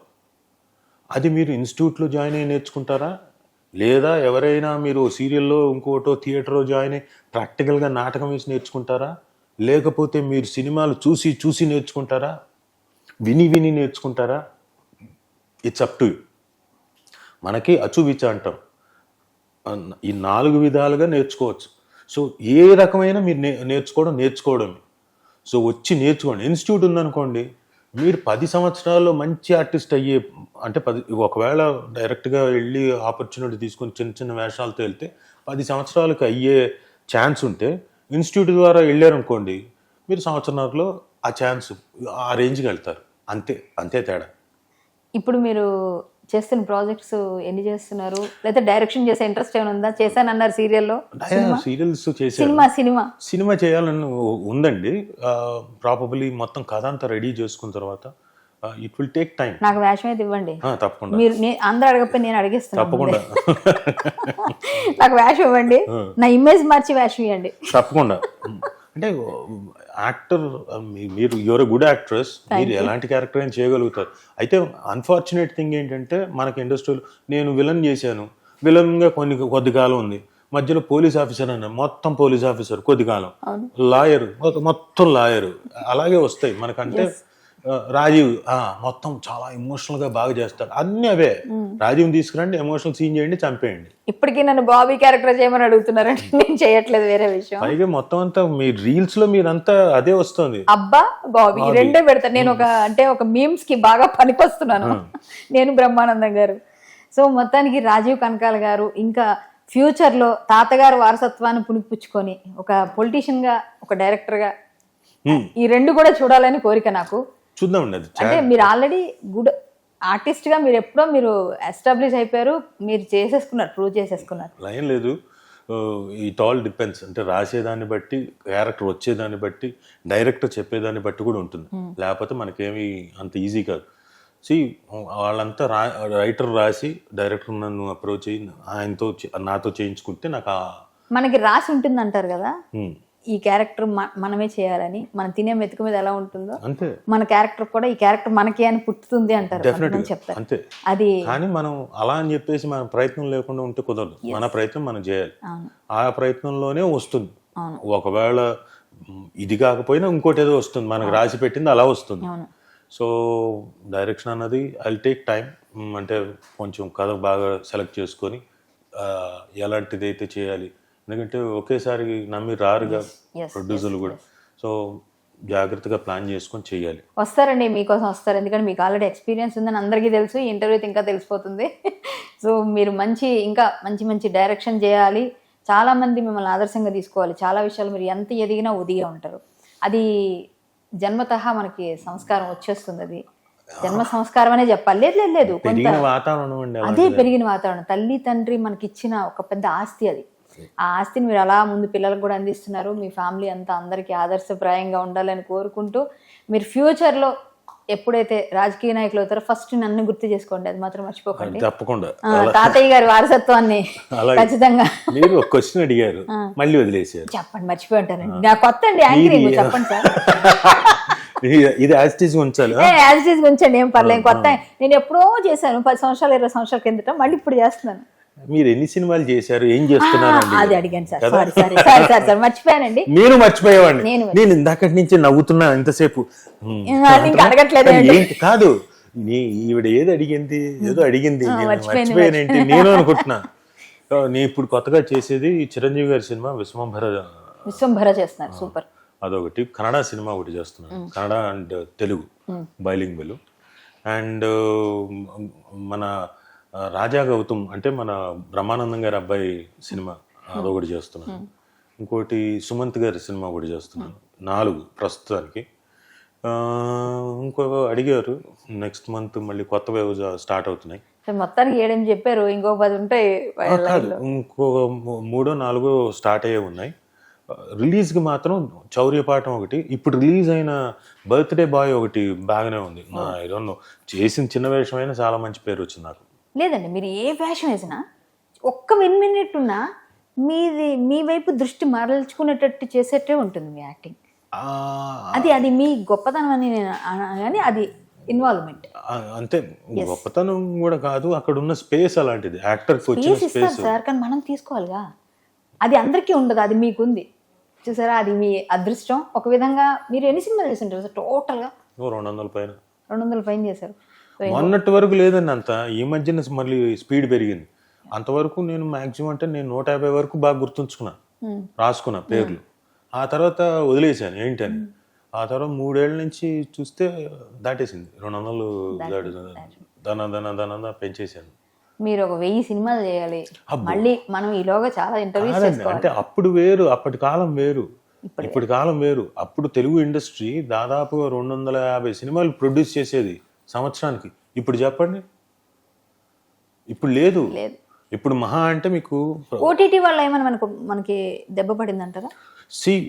పడలేదు. ఓటీటీ వల్ల అదృష్టం సినిమా వాళ్ళకి. ఎందుకంటే సినిమా థియేటర్కల్ రిలీజ్ ఎంత కలెక్ట్ చేస్తే అంత కలెక్ట్ చేసుకొని ఓటీటీకి అమ్ముకుంటే డబ్బులు బాగా వచ్చేవి. ఇప్పుడు ఓటీటీ వాళ్ళు కొనడం మానేశారు. ఎందుకు? అది కూడా సినిమా ఇది వరకు ఓటీటీకి మనకి సెన్సార్ సర్టిఫికేట్ లేకపోయినా కొనేసేవాళ్ళు. ఇప్పుడు అలాగా సెన్సార్ సర్టిఫికేట్ వచ్చిన తర్వాత కొంత ఏదో టైం పెట్టుకున్నారు. బట్ నాకు తెలిసి ఇంకా ఎక్కువ టైం పెట్టుకోవాలి, లేకపోతే సినిమా కిల్ అయిపోతుంది.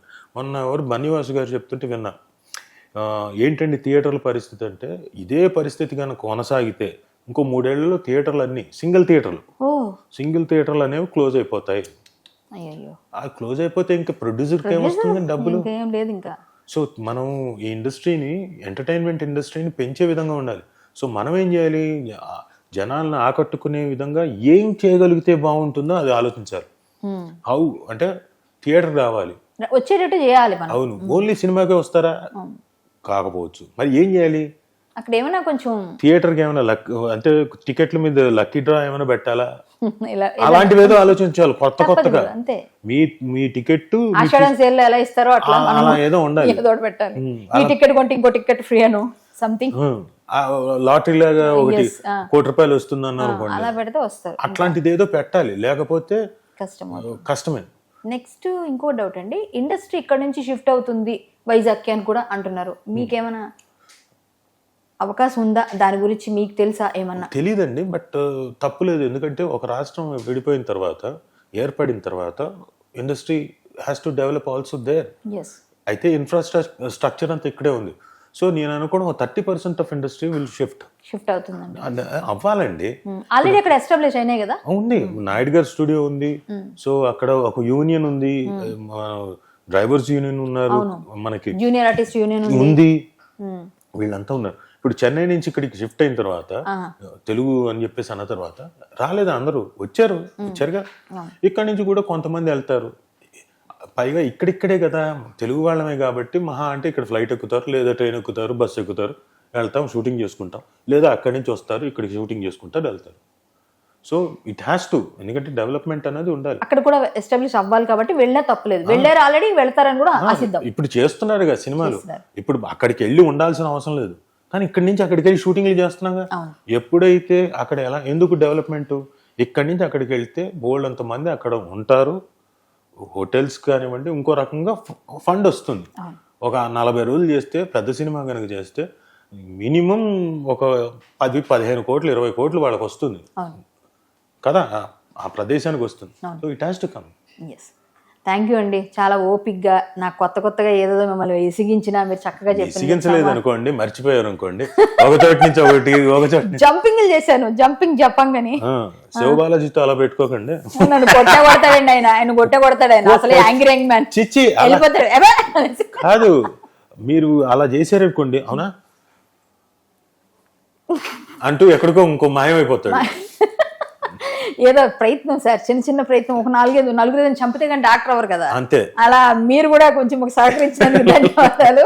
లేదు, బాగుంది, very good interview. Thank you అండి. చాలా విషయాలు కూడా నేను నాకు తెలిసి అలా ఎసేపు చెప్పినట్టున్నా. 2 గంటలు అయిపోయింది సార్, అదే తెలియలేదు నాకైతే, నాకు తెలియలేదు. కానీ ధన్యవాదాలు, మీరు పిలవగానే వచ్చి చాలా ఓపిక్గా మీ సలహాలు సూచనలతో పాటుగా మీ అనుభవాలు మాతో పంచుకున్నారు.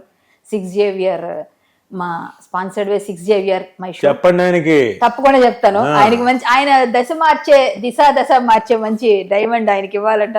డబ్బులు ఇచ్చేస్తారు, ఊరికే కాదు. మళ్ళీ ఈ ఫిట్టింగ్ ఏంటి? 6 Xavier అని చెప్పేసి మేము కూడా అంటున్నాం కదా ఎంతసేపు, ఏమండి? అవునా కదా, 6 Xavier పబ్లిసిటీ ఇస్తున్నాం కదా మేము కూడా. ఇస్తారు, ఇప్పిద్దాం సార్, ఇప్పిద్దాం, ప్లాన్ చేద్దాం. So thank you so much. ఇంకా బాగుండాలి మీ ఫ్యూచర్లో, ఇంకా చాలా మంచి సినిమాలు చేయాలి, మంచి ఆర్టిస్ట్గా మీకు మంచి పేరు వస్తే మేము ఆనందిస్తాం, ఫస్ట్ వరుసలో ఉంటాం. Thank you so much. Thanks for coming.